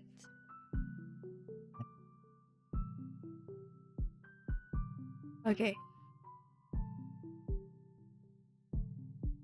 Actually, I think I might be making a shorter version of this pod or something, or yeah, I'm actually thinking of presenting this in a more in a more in a more brief format, because I also would like to present this PowerPoint continuously without any pauses and stuff. So yeah, we'll see about that. Actually, to be honest with you, I actually do not know yet what kind of lore theory video format I'm gonna use in the future if ever I decide to make them and stuff, because yeah, actually I know how to edit a video, but at the same time, I think when it comes to compiling stuff, PowerPoint videos are suit me more actually. So yeah.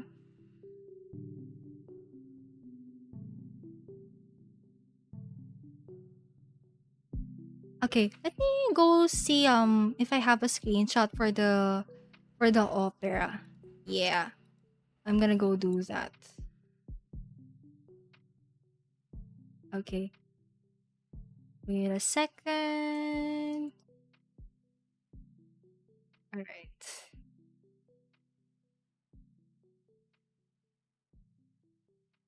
Alright, I have my screenshot already. Let's go. Okay. Okay. Opera screenshot. Okay, there we go. Let me upload that real quick. Okay. Ay! There we go.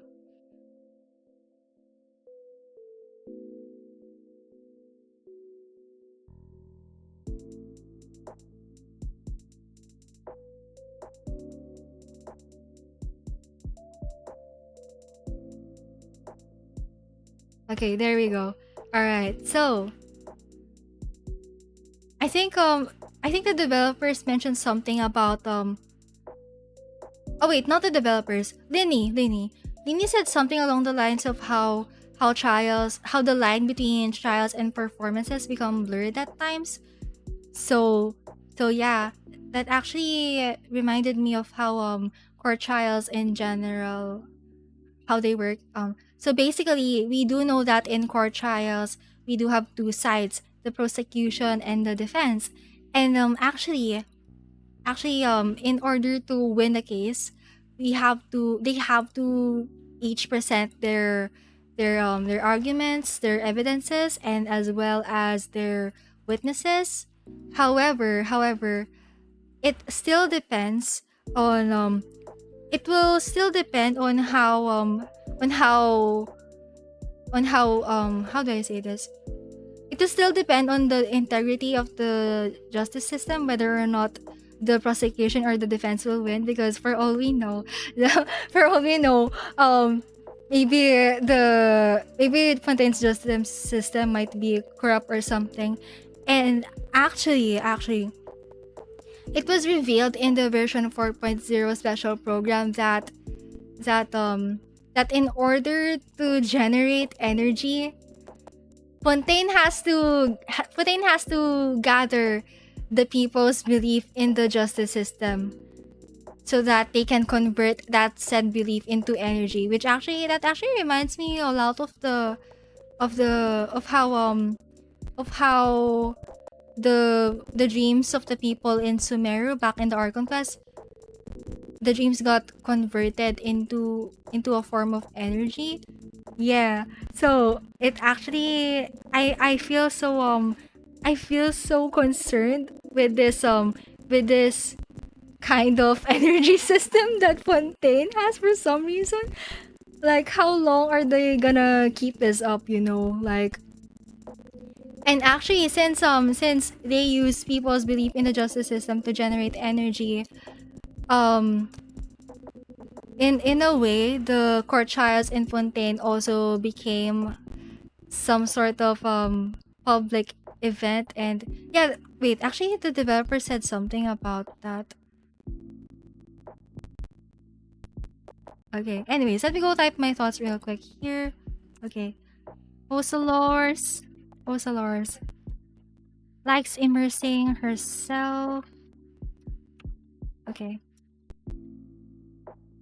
Likes immersing herself in the courtroom. Ay, in the spectacle of the courtroom. Spectacle of the courtroom. Yes. Oh yeah, that reminds me. Actually, this quote unquote spectacle of the courtroom quote right here, that's actually one of the phrases that Dane Sleep used to describe the Hydro Archon. Yes.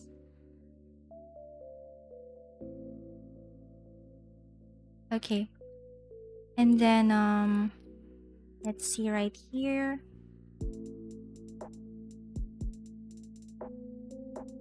Okay. She likes, how do you say this?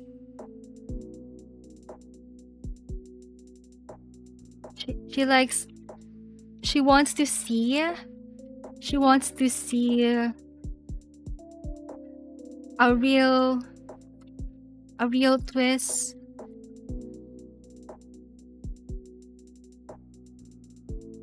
Yeah, she wants to see a real twist or a finale. Yeah, actually in the recent Fontaine trailer, she said something like, "This is the finale." Okay, she sees and a lot of Fontainians see court trials as a form of entertainment. Okay.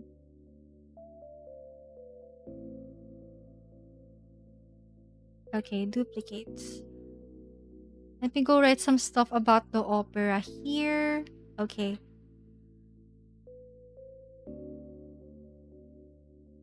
Okay, opera. This one is called Opera Epicless, by the way. Okay, Opera Epicless. Functions as a court and an opera theater. Okay. And then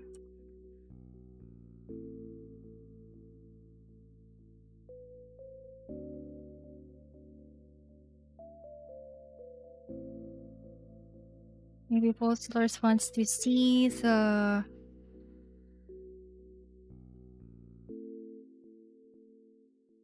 okay, maybe Posters wants to see how perception and deceptions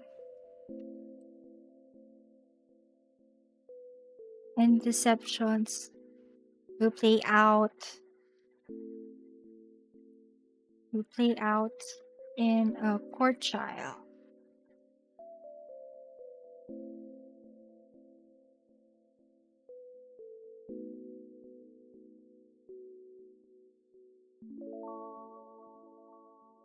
In a trial. This is gonna take a while, I'm so sorry. In a trial, you present evidence and witnesses and arguments. However, the integrity of the justice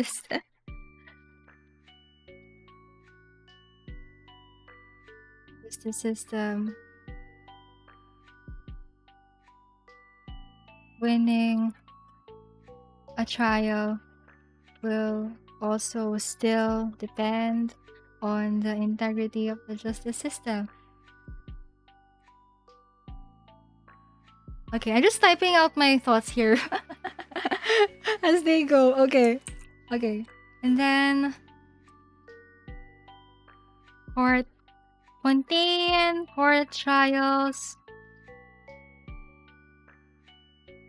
aim to generate energy through harvesting the people's beliefs in the justice system equals the Fontainians see court trials as a public event. Gosh, I don't think I could bear something like this. Like treating a court trial as a form of entertainment. I could never. Form of entertainment. Okay, one thing.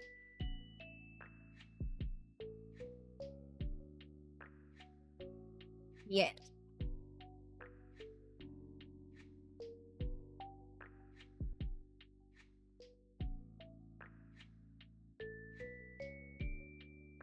Okay, I'm gonna make this into a big font right here. Conclusion. Okay. Conclusion. Not everything.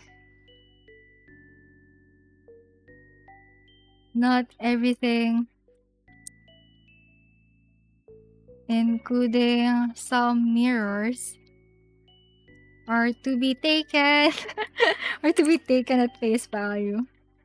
Yes. And actually, I will try my best to refine this thought even more. But for now, I think I'm gonna proceed right away to the illusion part of the PowerPoint. Yes, because now that we've brought up how the lines between performances and trials can become blurred at times. Well, yeah, actually, I should write that down. Wait.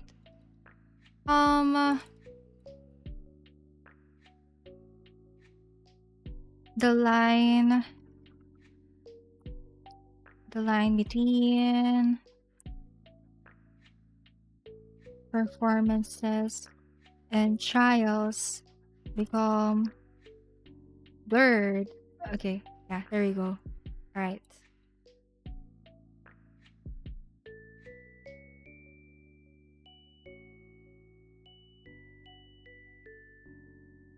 Okay, yeah, I think that should be it.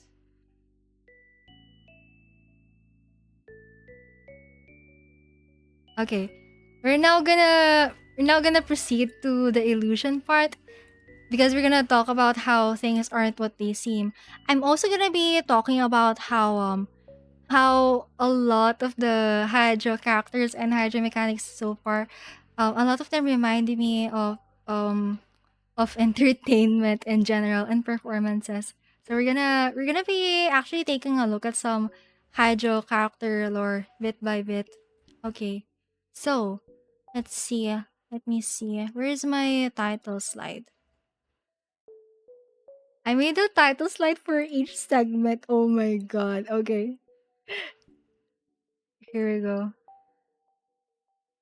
Okay. Yay! Moving on to the next part of the PowerPoint, illusion the performer. Okay. So let me just I will be placing some pictures of the Hydro characters here. So okay. Starting with oh wait, actually. Wait a minute. I think I put some I think I searched for the definition of illusions at some point. Wait a minute. Yeah. Okay, I'm gonna go grab that definition real quick. Okay, so definition. Okay. I have two definitions here. Okay. Alright, starting with then we also have this one. Okay.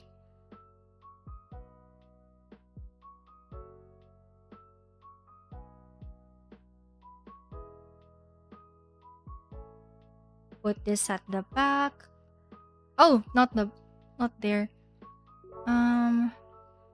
Moving forward. Okay, there we go.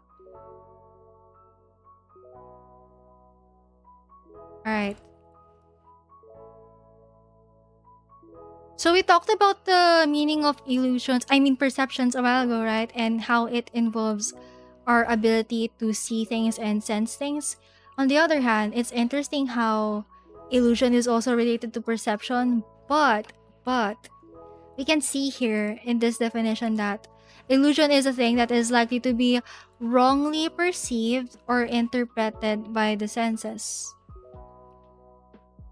And yeah, illusions can also pertain to a deceptive appearance or impression, as well as a false idea or belief.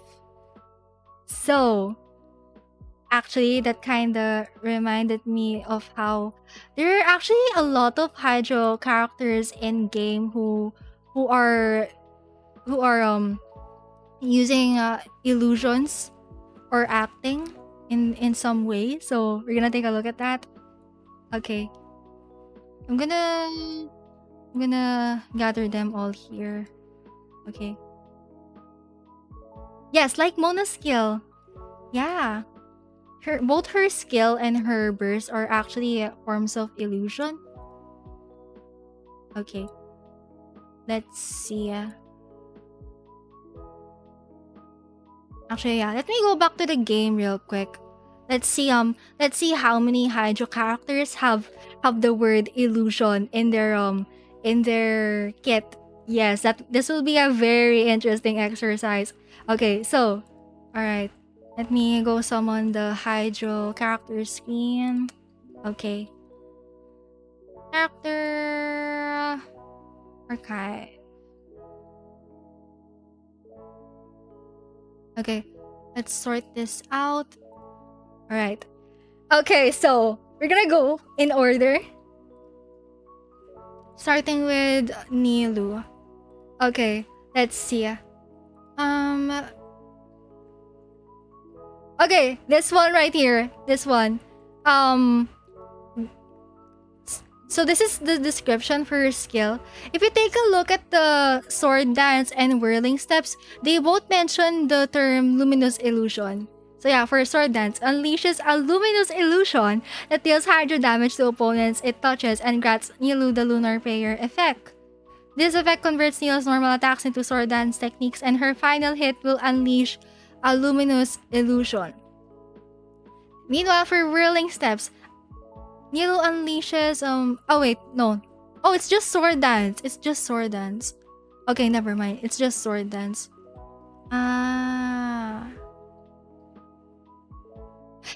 Okay, this is the water wave that she summons. And her final okay.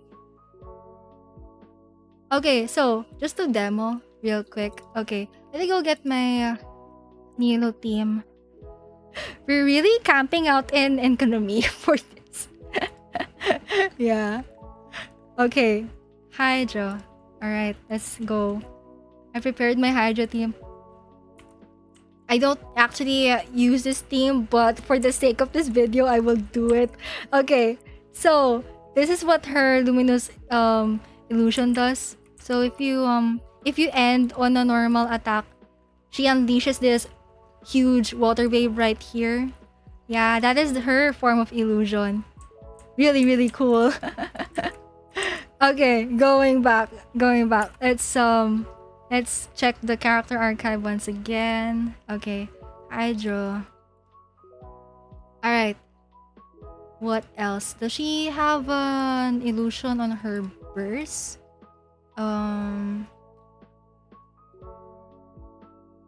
Okay, not that much. But we could consider dreams as a form of illusion here. We have never witnessed that distant dream, but this dance can bring it to life. Yes. Okay. So yeah, that's one character down. Okay. Let's see if Kandaka has a illusion. Okay. Nope. Okay. Illusion. Nope. Okay, no. No illusions for Kandaka. Okay. Now for Yelan. This one. Yelan is really, really interesting. Okay. So we do know that her skill lets her turn invisible, right? But yeah, let me just go double check if she has a...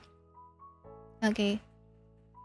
So she doesn't have any mention of illusions, but still we can still consider her skill as an illusion.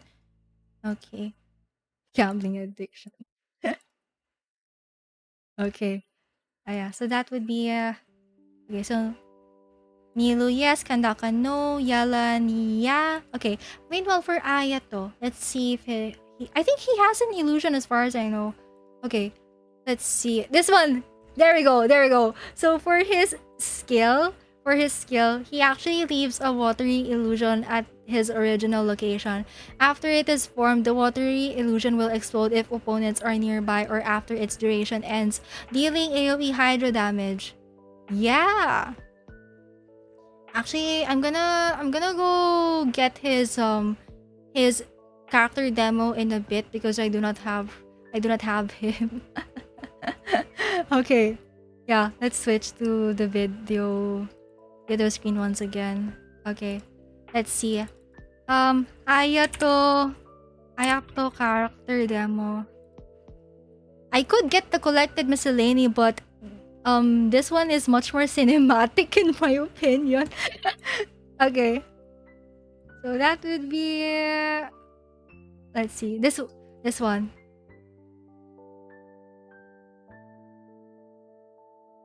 Okay, where's the part with his...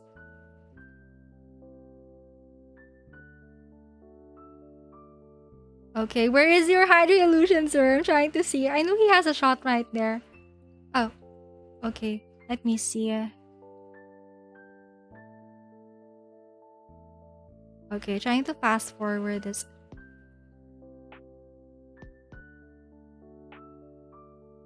Okay. Okay. Cascade. This one.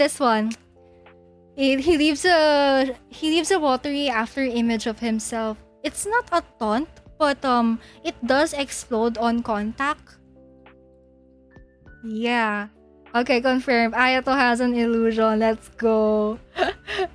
Okay, so that would be how many characters are we in right now? That would be at least 3 characters with illusions.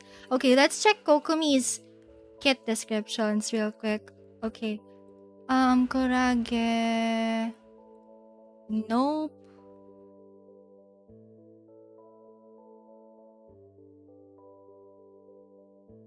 Okay. No descriptions on illusion, but if we go hard enough, she can walk on water, right? And in normal circumstances, you cannot walk on water. So, yeah, if I cope hard enough, maybe her water walking will give off the illusion that water is walkable. I am just coping. but in reality, there are no illusions in her kit. We'll take that. We'll take that. Okay. All right. Oh, child. Oh my god. Okay. Here we go. We'll talk more about him later, maybe. Okay. Okay. No mentions about illusions, but he does have some. He can summon weapons made out of water and other, as well as other. And when it comes to his boss form, he can summon a large whale. Yeah. Okay. Yeah. Actually, I'll just categorize these Heizou characters into those with direct mentions about illusions in their kit, and then those who have illusions. I'm just scoping, and then those who have no illusions at all. Okay, I'll do that. Okay. Meanwhile, for Mona, okay, that would be yes, it's confirmed she does have illusions in her kit. For example, her skill right here creates an illusory phantom of fate from coalesced water spouts. And actually, it's so funny that her skill is called Mirror Reflection of Doom. Oh my god. And then her alternate sprint is also called Illusory Torrent. I think out of all the Hydra characters so far, she has a lot of mentions about illusions in her kit in contrast to other characters. Okay. And then, yeah, even her burst has... There we go. Mona summons the sparkling waves and creates a reflection of the starry sky, applying the Illusory Bubble status to opponents in a large AoE. Illusory Bubble traps opponents inside the pocket of destiny and also makes them wet. Renders weaker opponents immobile. When an opponent affected by Illusory Bubble sustains damage, it has the following effects. Blah blah blah, and then removes the Illusory Bubble, dealing Hydra damage in the process. Also, I find this burst description really interesting. It was from the time that gods first traced the lights in the heavens with their eyes that the notion of fate was born. Interesting. Okay, what else do we have? Right, so she has direct mentions about illusions. Okay, Sengcho. Actually, at first, I did not know that he has illusions in his kit, but turns out he actually has. Like, this one, for his burst. Initiate rainbow blade work and fight using an illusory sword rain while creating the maximum number of rain swords. Oh my god. Oh my god. Okay, what else? Yeah. I think that would be all. Okay. Barbara. Okay, let's see if she has illusions.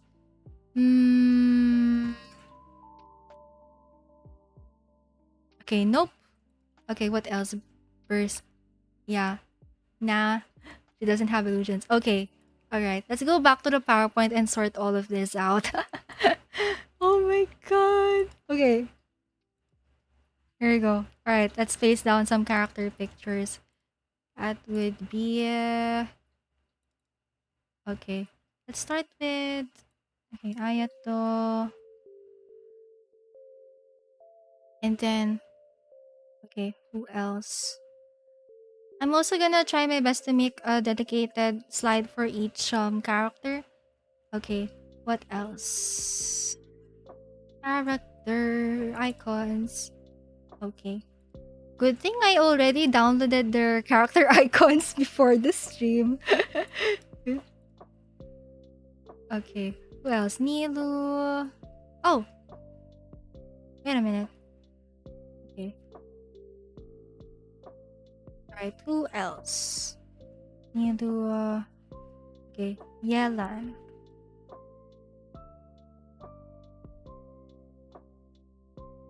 Yelan. Okay, and then that would... Who else? Okay, we'll put child. I'm gonna put all of them. And then I will sort them out. Okay.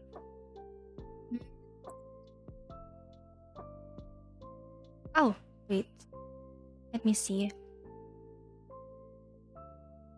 It's a good thing that... Okay, I know it's not a good thing that we only have a few Heizou characters so far, but this makes me...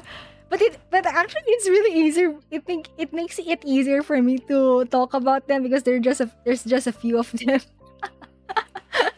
Also, Epic Craft, welcome to the stream. Thank you for the follow. Okay, 1, 2, 3, 4, 5, 6. Okay, we need 3 more. Andaka. Okay, Andaka. Okay, what else? Oh, I'm missing Singcho. And then Kokomi. Okay. Kokomi. Okay.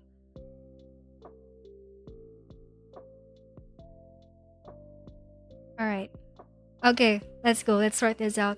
So, in this corner, the ones with direct mentions about illusions. Okay.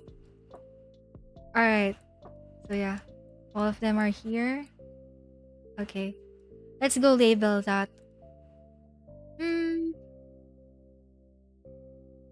Okay. With direct mentions.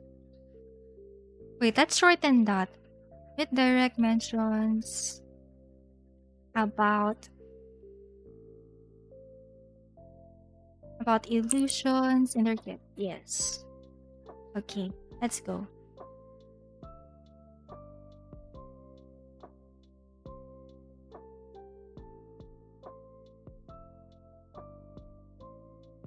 And then on the other side,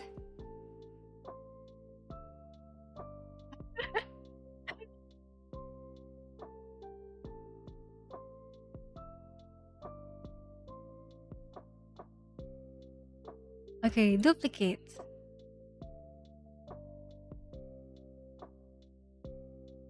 No direct mentions about illusions in their kit, but they do have illusory aspects to their kit.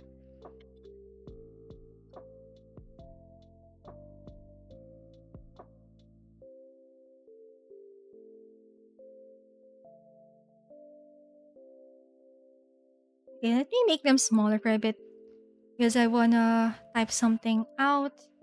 Okay, so for child we have the whole shape shifting summoning things, need summoning weapons,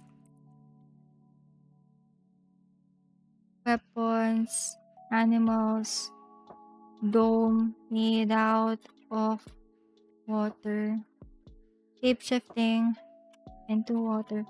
Actually, you know what, chat? Child really scares me. Now that I think about it, I know that we meme. I know that us as a fandom, we tend to meme Child quite a lot and just find him to be a very a very fun character. But now that I think about his abilities, I'm actually scared of him now. Like he's. I just really wonder how he was able to master so many Hydro abilities in such a short period of time. Actually, let me just to squeeze in some space. Yes. I think I'll make a much more cleaner version of this PowerPoint once I decide to upload it. Okay. Anyway, Yelan can turn invisible. Skill. Okay.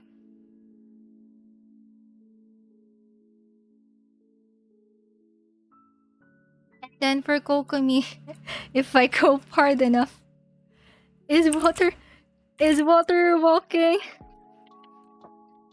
an illusion? I kind of feel like asking the question: is mayonnaise an instrument? Is water walking an illusion? Okay.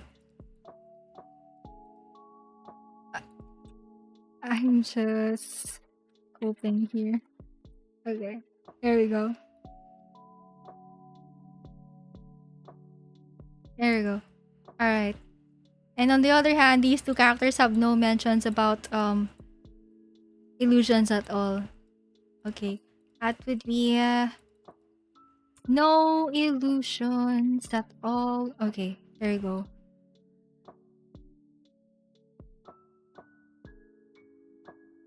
There we go. That is my official classification.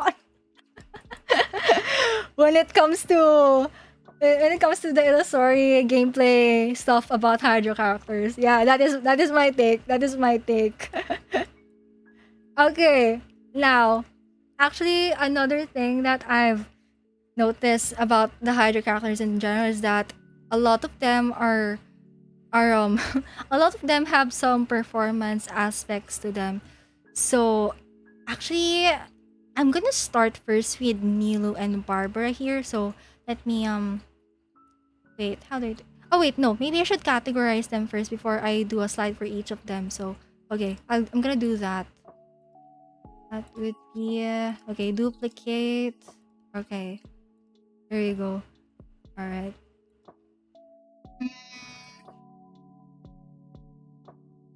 Okay. So I think. All right. Let me just see. Delete. Okay.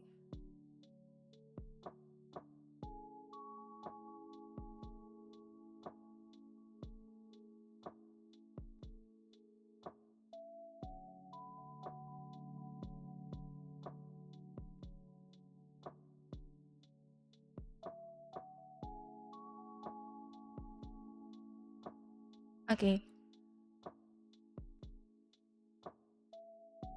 Most Hydro characters are performers or slash putting up an act slash juggling multiple roles. Yes. This is actually a thought that I've been thinking of for some time now. Okay. So, starting off with the performers right here. Okay. I think I'm gonna do this one so that they would fit. Okay. Duplicate the performers. Okay.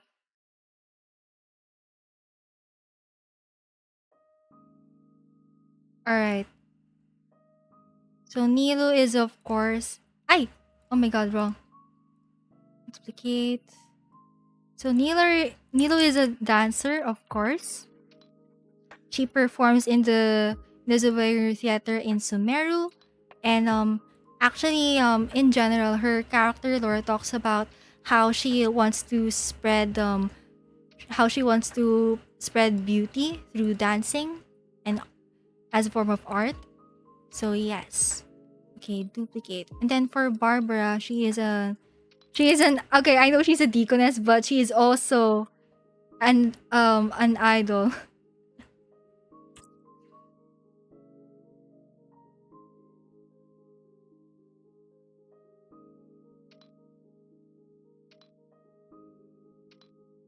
Okay. And then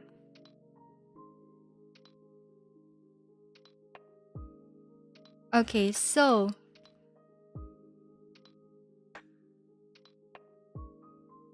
this is actually something that I didn't expect, but I will actually be putting both Sengcho and Child in the same category, and it's because they both have a tendency to live out their childhood dreams of becoming heroes and stuff. So yeah.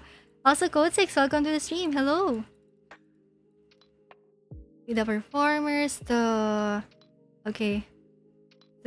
I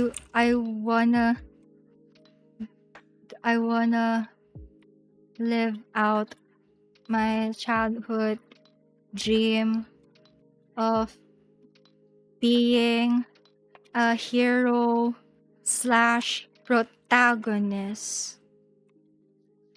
And to be honest with you, I actually do not know that much about Saintio's lore until I read his lore last night. Because actually it turns out that ever since he was a child, he actually wanted to commit acts of chivalry already, and this was actually influenced by the fact that he is fond of the martial arts novels that he has been reading.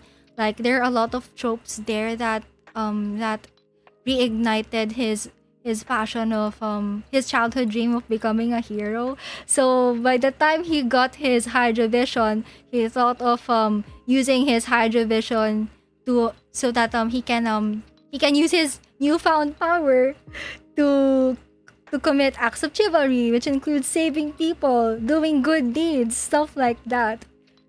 And yeah, that's actually really interesting now that I think about it.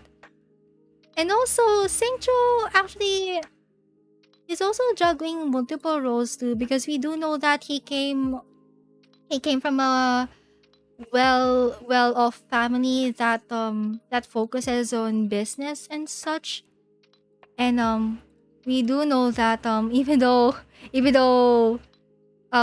he is he needs to learn all that business stuff, we do know that Singcho is also a bookworm. He's also a novel writer, and that's not something that his family knows a lot about, especially when it comes to his novel, because Singcho actually used a pen name whenever he writes his so-called novel series called the Legend of Sword. Yeah, that's his novel.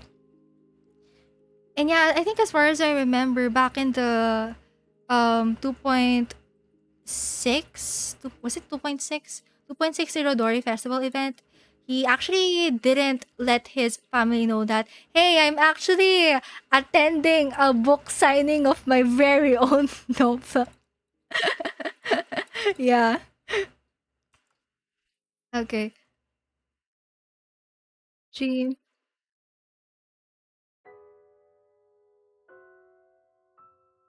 Using his Hydro Vision to do acts of chivalry.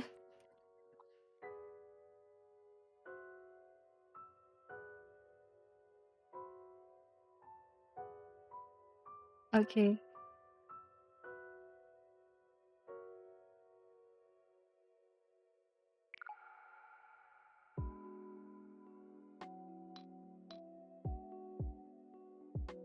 He's a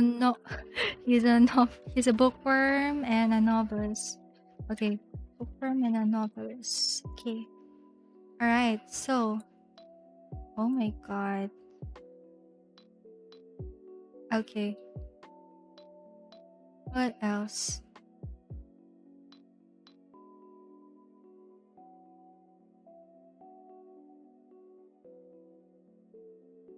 I think there will be times wherein I will juggle. I will duplicate some of the characters here because they might also fall into other categories. Okay. Bookworm. Bookworm, novelist, and a lover of martial arts novels. Okay.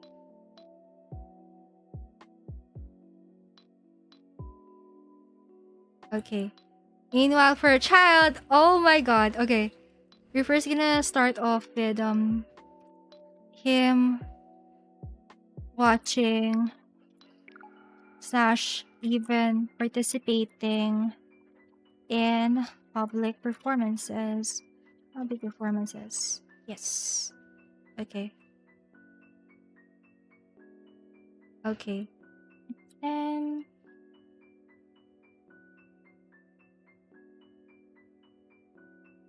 inspired by his father's stories about heroes. Yeah.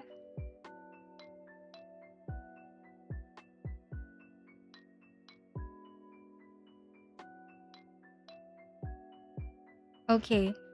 And then that brings me to... Okay. I'm gonna shift to... How do I say this? Okay.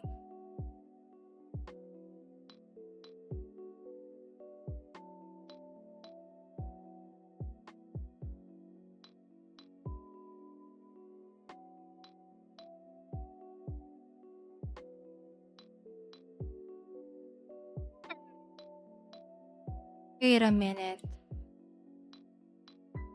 Wait, I'm gonna double check some Ayato lore real quick because I wanna see some stuff about his intel gathering just to double check. Okay. Ayato...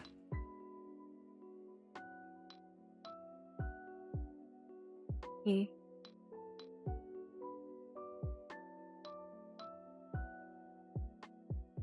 Oh, okay. Dealing with Shogunate officials is no easy matter. People come from different commissions and clans, and their perspectives are very different. Any single task grows harder as the number of people involved grows. Aider's great strength lies in his ability to handle such matters. The way he sees it, people are driven by interest. Find leverage and the other side will cooperate. Find some goal that will bring the other party around to your logic and then pacify them with a few choice strategies for the occasion, and most problems can be resolved. And when dealing with the stubborn, one merely needs to appeal to a higher power to bear. After all, what mortal could gainsay the light of heaven itself, no matter how high their status or arrogant their attitude? Over time, the knowledgeable and decorous Kamisato clan had gained quite the name for himself in the shogunate. Okay. Alright. Wait. I'm not sure if that's what I was looking for. Anyways, okay.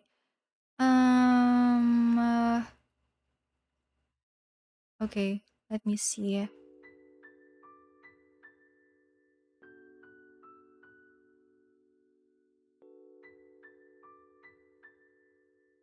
But yeah, he does a lot of politics stuff.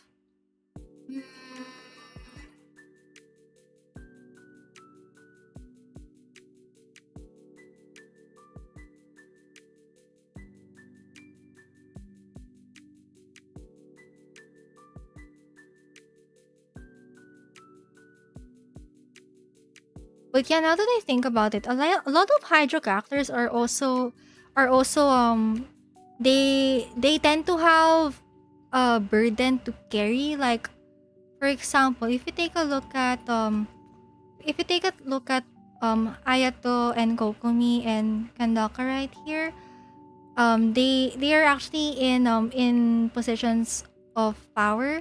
Like, we know that Ayato is the head of the Kamisato clan, and actually he and Ayaka had to grow up on their own at a very young age because their parents died really early. And then aside from that, Kokomi is the divine priestess of Watatsumi Island, and even though she's more interested in military strategization, she also had to become the divine priestess. And yeah, there were actually a lot of duties that she had to learn as a divine priestess, even though not all of those duties are what she's interested in. So yeah, she has to juggle quite a lot. And actually, we've learned from her story quest that she tends to run out of battery quite a lot, like when it comes to her social battery. like for example, whenever she has to interact with, let's say, a lot of people from different positions or walks of life, she tends to get tired really easy after all that. And then yeah, when it comes to doing stuff that she's interested in, doing things such as reading books and spending some time alone at home, those are some activities that give her a lot of energy.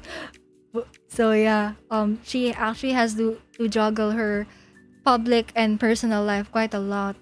And meanwhile with Kandaka, actually I think I read something about her here, because she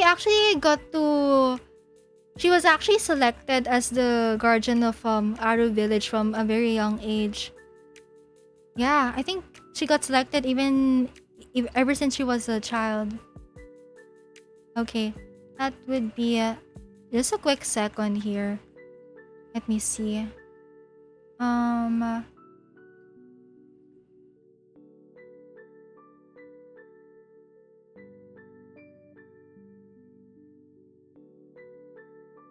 Okay, where is it?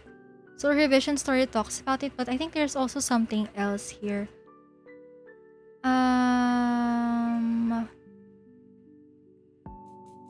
Okay.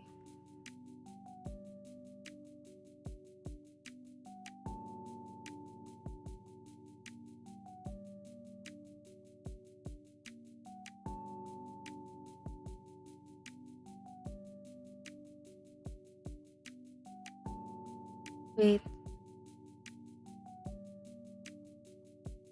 I think they mentioned what age she got her guardian possession, and wait. I forgot where it was, but yeah. Also in her, I think in one of her character stories, it also got mentioned that Candace had to manage her emotions quite a lot, because she has to keep it together, especially as the protector of Aru village. So yeah. Okay, I'm gonna go put that. Okay.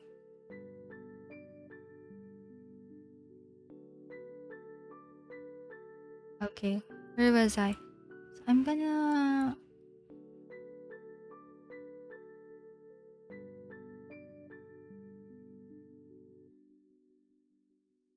I think Yelan will get her own category. yeah, I'll do that. Okay. And okay, putting up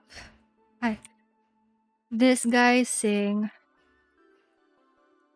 using different identities for her intel work. Yes. Okay.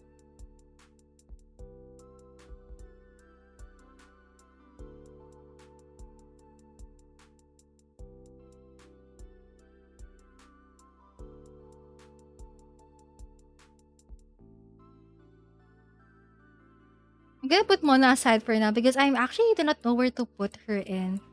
Okay. That would be a...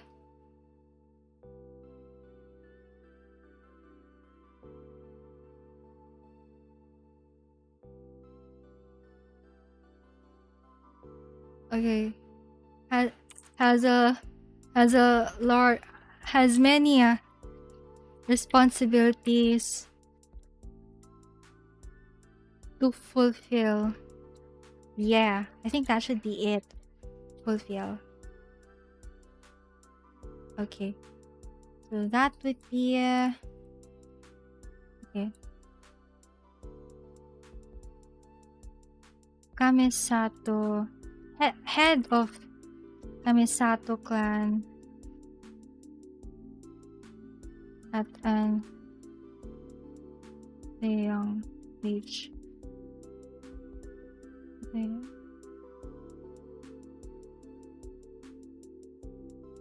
Wait, how old was Ayato when he became a clan head? Wait. Let me see.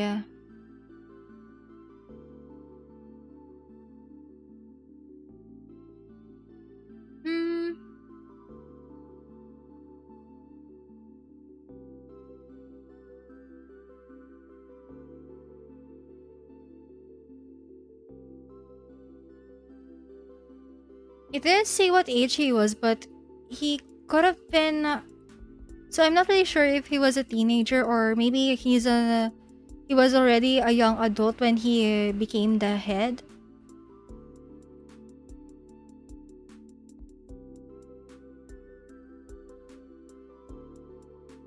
So I'm just gonna say head of Kamisato clan ever since both parents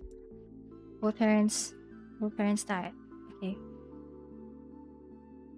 And Kokumi is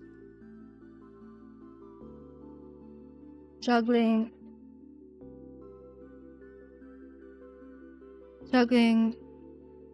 personal and public life.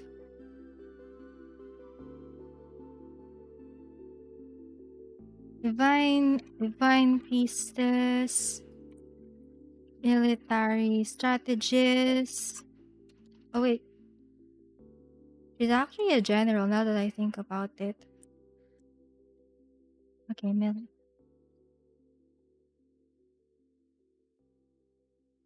okay, and then that would be okay.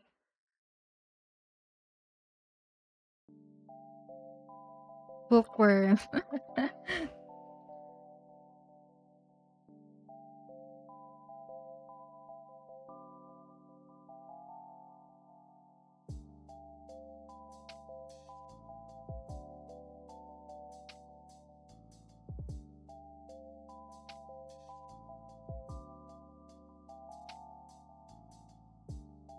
Okay.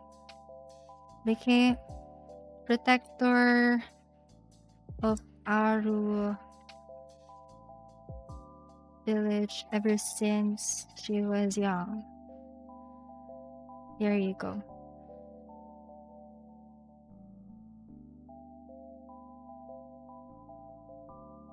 For Yelan,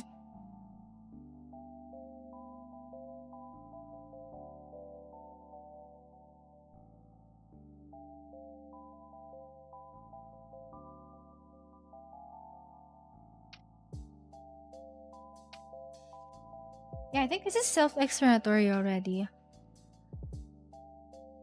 But still, okay, I'm gonna. She works for.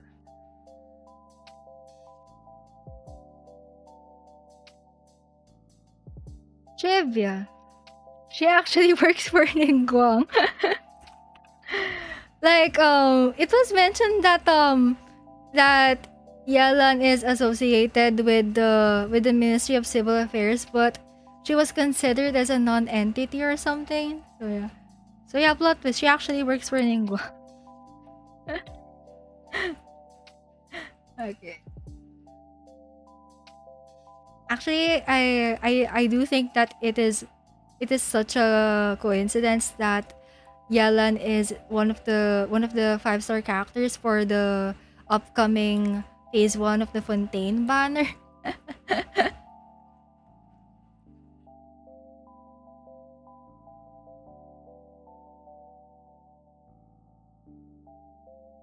Because I do think that ever since her character demo, Yelan actually had a lot of scenes wherein she is performing at the stage or something. So, and take note that that was actually 1 year ago, I think. Hey, you know what? Actually, I kinda wanna rewatch the Yelan trailer now just to see. Okay, I'm gonna go back to the what do you call this again? The YouTube screen. Okay. All right. I will just search it for a bit. Okay. Let's go. Another trailer rewatch time. Okay, filters.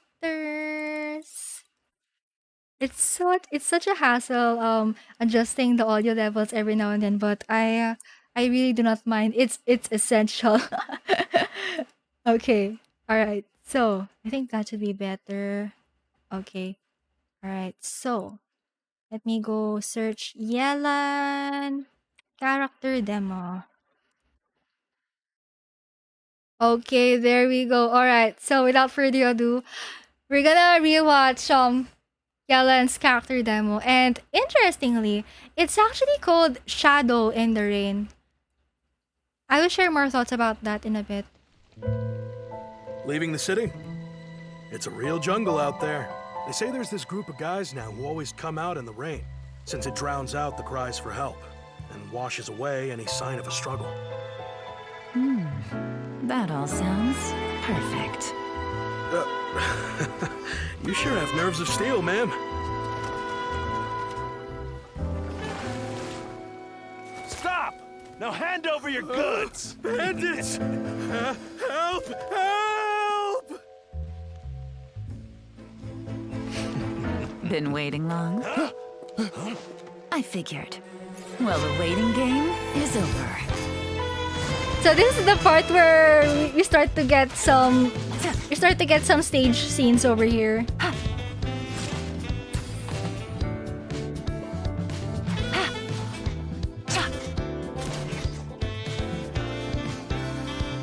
Like look at all of those stage lights over there.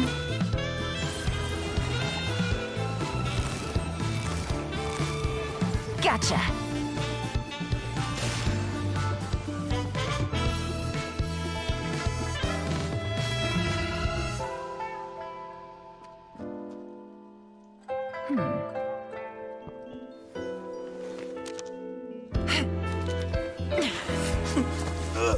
Someone revealed my plans to you in advance, and you didn't think to run.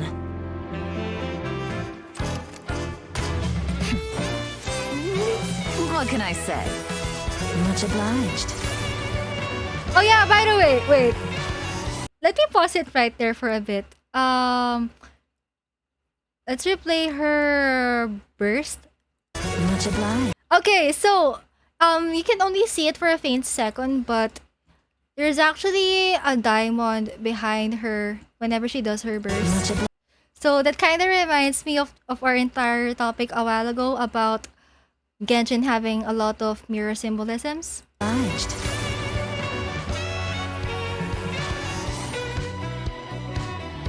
And we have another stage backdrop again.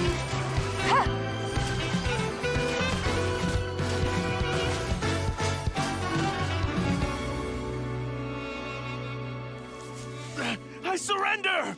Please let me go! You'll never see me again! Oh, so now you're afraid. Oh, I'm sorry, but this is too little, too late. No, wait! I know who gave you away! I'll tell you! No, I'll take you to them myself! Smart decision. Get up. Okay, by the way, chat. Chop chop. Let's go and pay your friends a little visit. Now that we're in...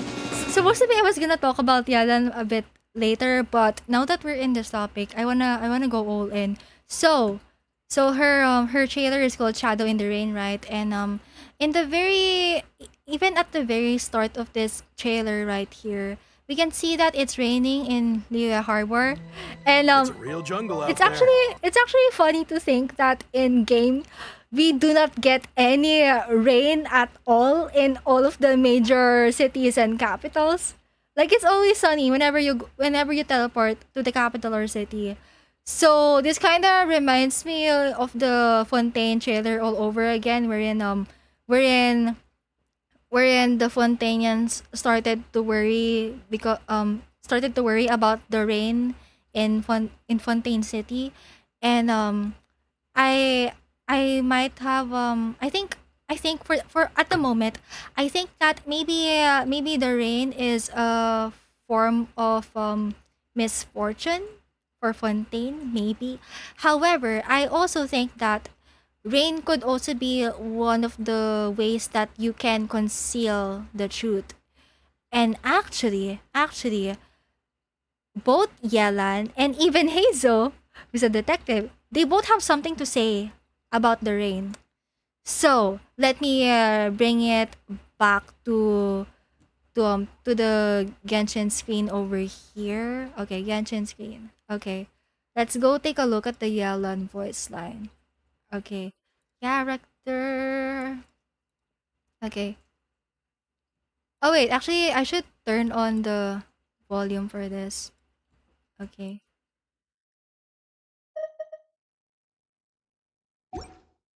Okay. So, let me see. Let me bring back the music. Audio. Okay. Character. Let's take a look at her rain voice line. It's raining again? This isn't good. If the rain washes away the traces, it's gonna set us back a long way. So yeah, we can see here that the rain actually can actually hinder you from getting closer to the truth. And actually, as far as I remember, even in her story quest, it actually rained in one of the locations there. Like, we were trying to track down someone, but unfortunately it rained. Yeah, now that I think about it. And then, okay, let me go check if the Heizou voice line is here. Okay, Heizou. Where is Heizou?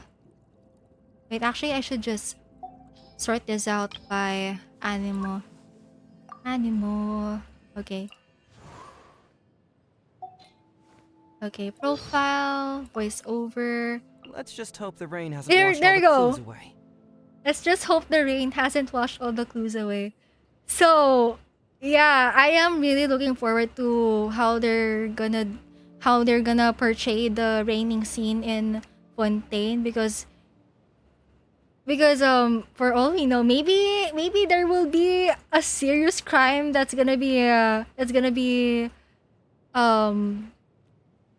happen during the rain or something. Or yeah, anything is possible at this point. Okay, and what else? Rain. Okay. Oh yeah, actually, there's also another thing that I noticed about the Yelan demo in general. Actually, chat, the Yelan demo reminds me a lot of the Kafka trailer. So we're gonna we're gonna watch that too. Yeah, this is another instance where I bring up Honkai Star Rail all over again, because yeah, this just goes to show that that there are some, however, some narrative themes out there that are actually overlapping in between games. So yeah, okay, let me go search it up. That would be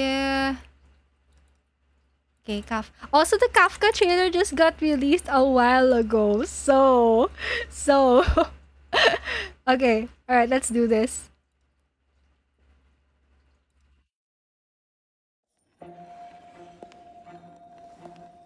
All units, target spotting! Target spotting! Stick to the plan. Shoot on sight. I repeat, shoot on sight. Don't be afraid. Listen to me. Wasn't it you who invited me? I really love the music here.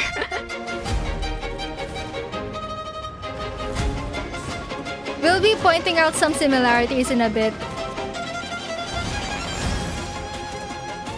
The silk is too fragile to be a threat. Unless you're more fragile than the silk. Case in point. Woo! Let's go!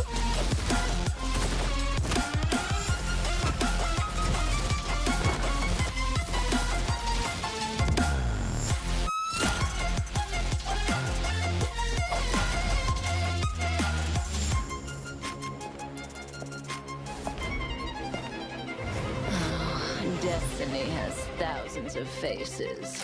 Why does it choose to wear this one? I love that line, actually. Destiny has thousands of faces. Stealing a glance. Now then, where are you hiding?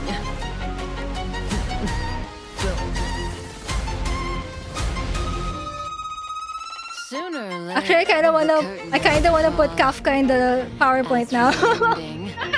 Wanna take a guess? This is turning into a Yelan versus Kafka comparison segment. Heads or tails? What's your answer? Okay. We're gonna break this down for a bit. Yeah, just to explain stuff. Okay, so hear me out here. Lend me your ears.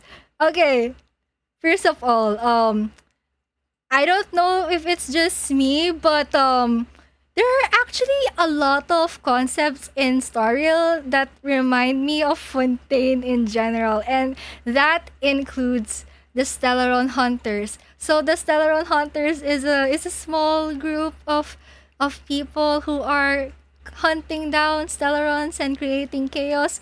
Nobody knows which supreme being are they loyal to, because there are some higher beings in Star Rail called Eons. um I would say that if we compare them to the Archons in Genshin, the Eons are much more supreme. Are much more supreme beings than Archons in Genshin, because the influence of Eons in Star Rail, they can actually span multiple galaxies. So yeah, that's actually a lot of worshipping there. And yeah, at the moment, nobody knows which Eon are the Stellarons loyal to. But what we do know is that they are actually they're actually doing some missions that are, in their opinion, part of destiny. So actually, just to give you a bit of context, the leader of the Stellaron Hunters is Elio, and Elio is also known as Destiny's Slave. Elio also has the ability to predict the future, even in the most even down to the smallest detail. And usually whenever the other Stellaron Hunters talk about Elio's predictions, they refer to his predictions as a script. Yes, you heard that right, a script. And at first I didn't know if the script that they're referring to, is it the script that you is it a script in the context of plays, or is it a script in context to computer stuff? And it turns out it might be most likely that it's in the play context, because recently in Honkai Star Rail we had a recent web event wherein we had to shoot some covers for some shows. And yeah, actually there were a lot of references to shows and plays right there. So, and that brings me to this point. So actually Kafka right here, she has a there were a lot of scenes in this trailer wherein wait, let me go see that real quick. There were some references to theater here, I think. I'm not really familiar with them, but we did see some terms. Okay, where was it? Wait, let me go see.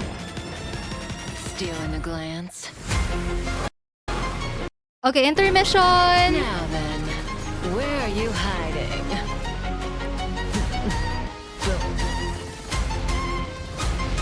Oniric, okay, that was quite fast. Oniric, okay, let me see. Actually, maybe I should slow this down.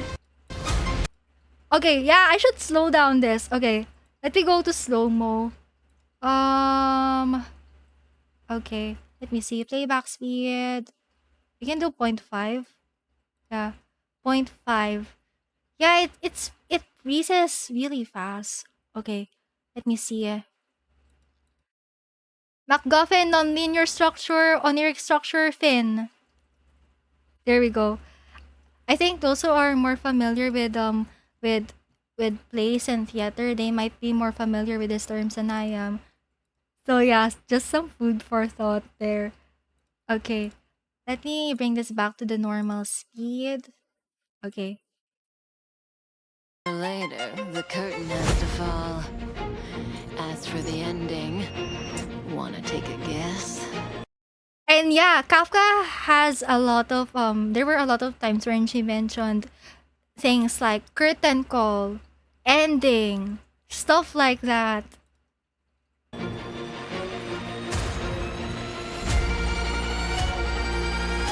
Heads or tails? What's your answer? And by the way, actually, if you're talking about Yelan and Kafka similarities, oh, wait. Okay, this one right here. So Yelan has this same beams of light in her burst, right? But they're blue instead of pink.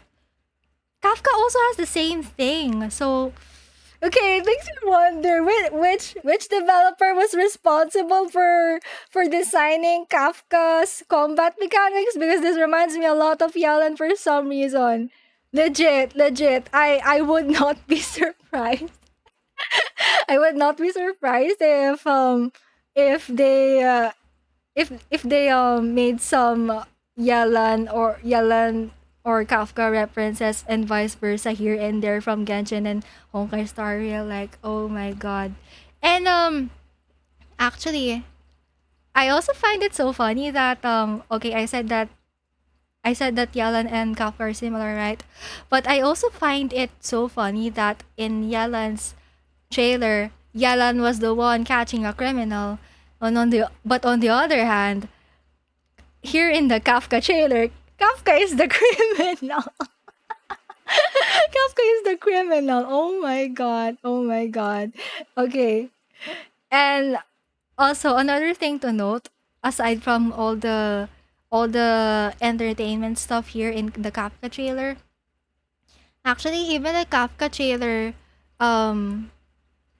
shows some stuff about perceptions in general,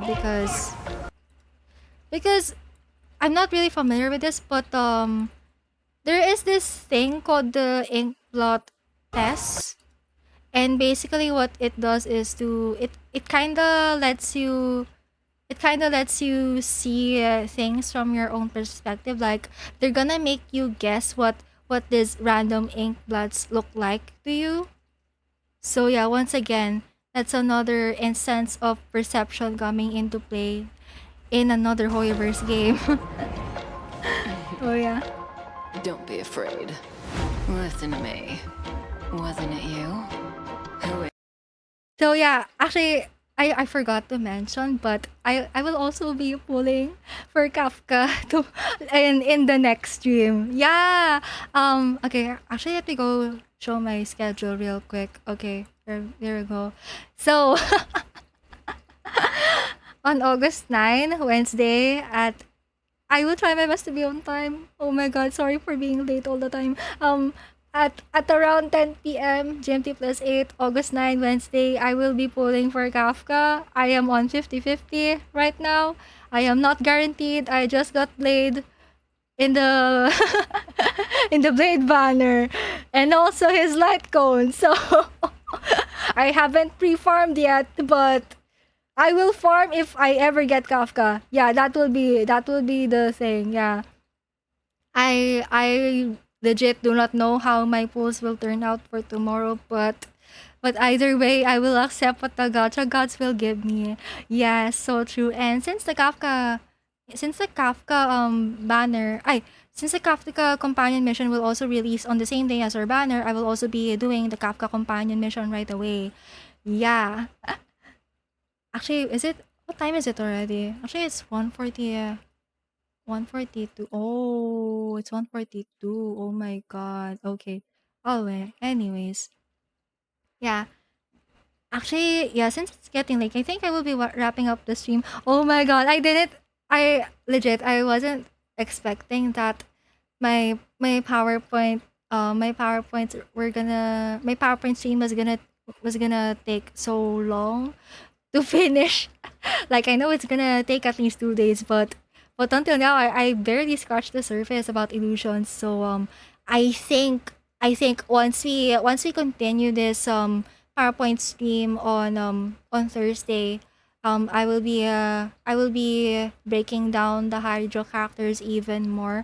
Oh my god, I'm so sorry for cutting it so short. I do think that I might need to organize some slides in advance so that it will the presentation will be more smooth flowing, so to speak. And yeah, so oh my god! I really hope that I will finish this PowerPoint series before Fontaine comes out or something. Yeah, it's gonna be rough. And so yeah, that will be my my remaining streams for the week. Once again, August 9th for the Kafka post, August 10th for the lore PowerPoint stream continuation. And I'm really not yet sure how I'm gonna present this lore PowerPoint once I upload it in YouTube, because sure I will still upload the full VOD so that you can still see the brainstorming process and all that, but I will also try to see if I can do a separate recording of me just presenting the actual PowerPoint, and I will also see if I'm gonna upload it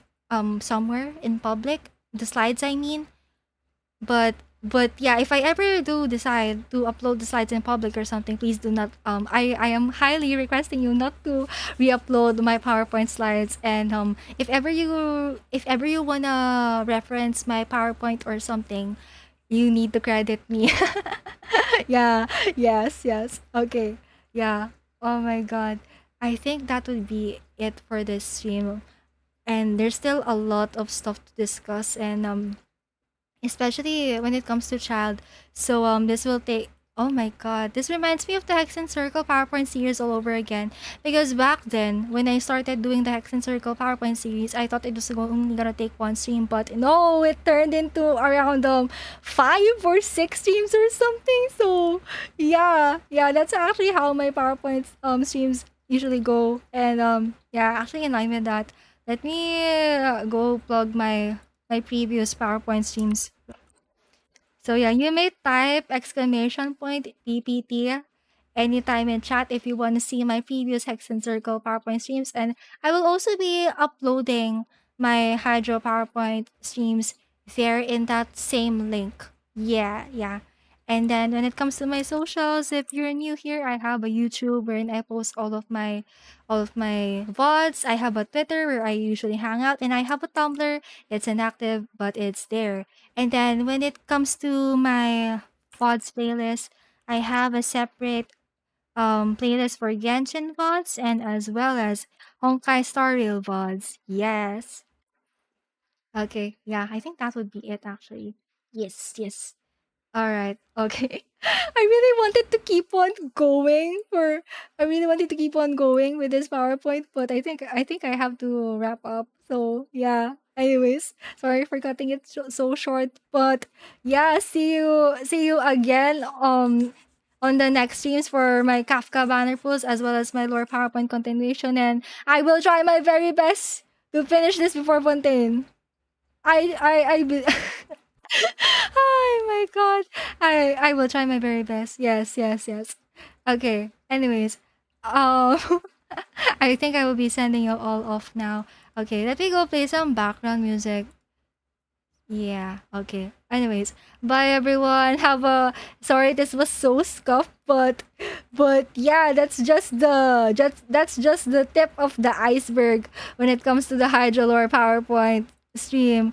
It feels weird saying the tip of the iceberg when I'm talking about hydro. But when you think about it, hydro or water is the liquid state of water and ice is the solid state of water.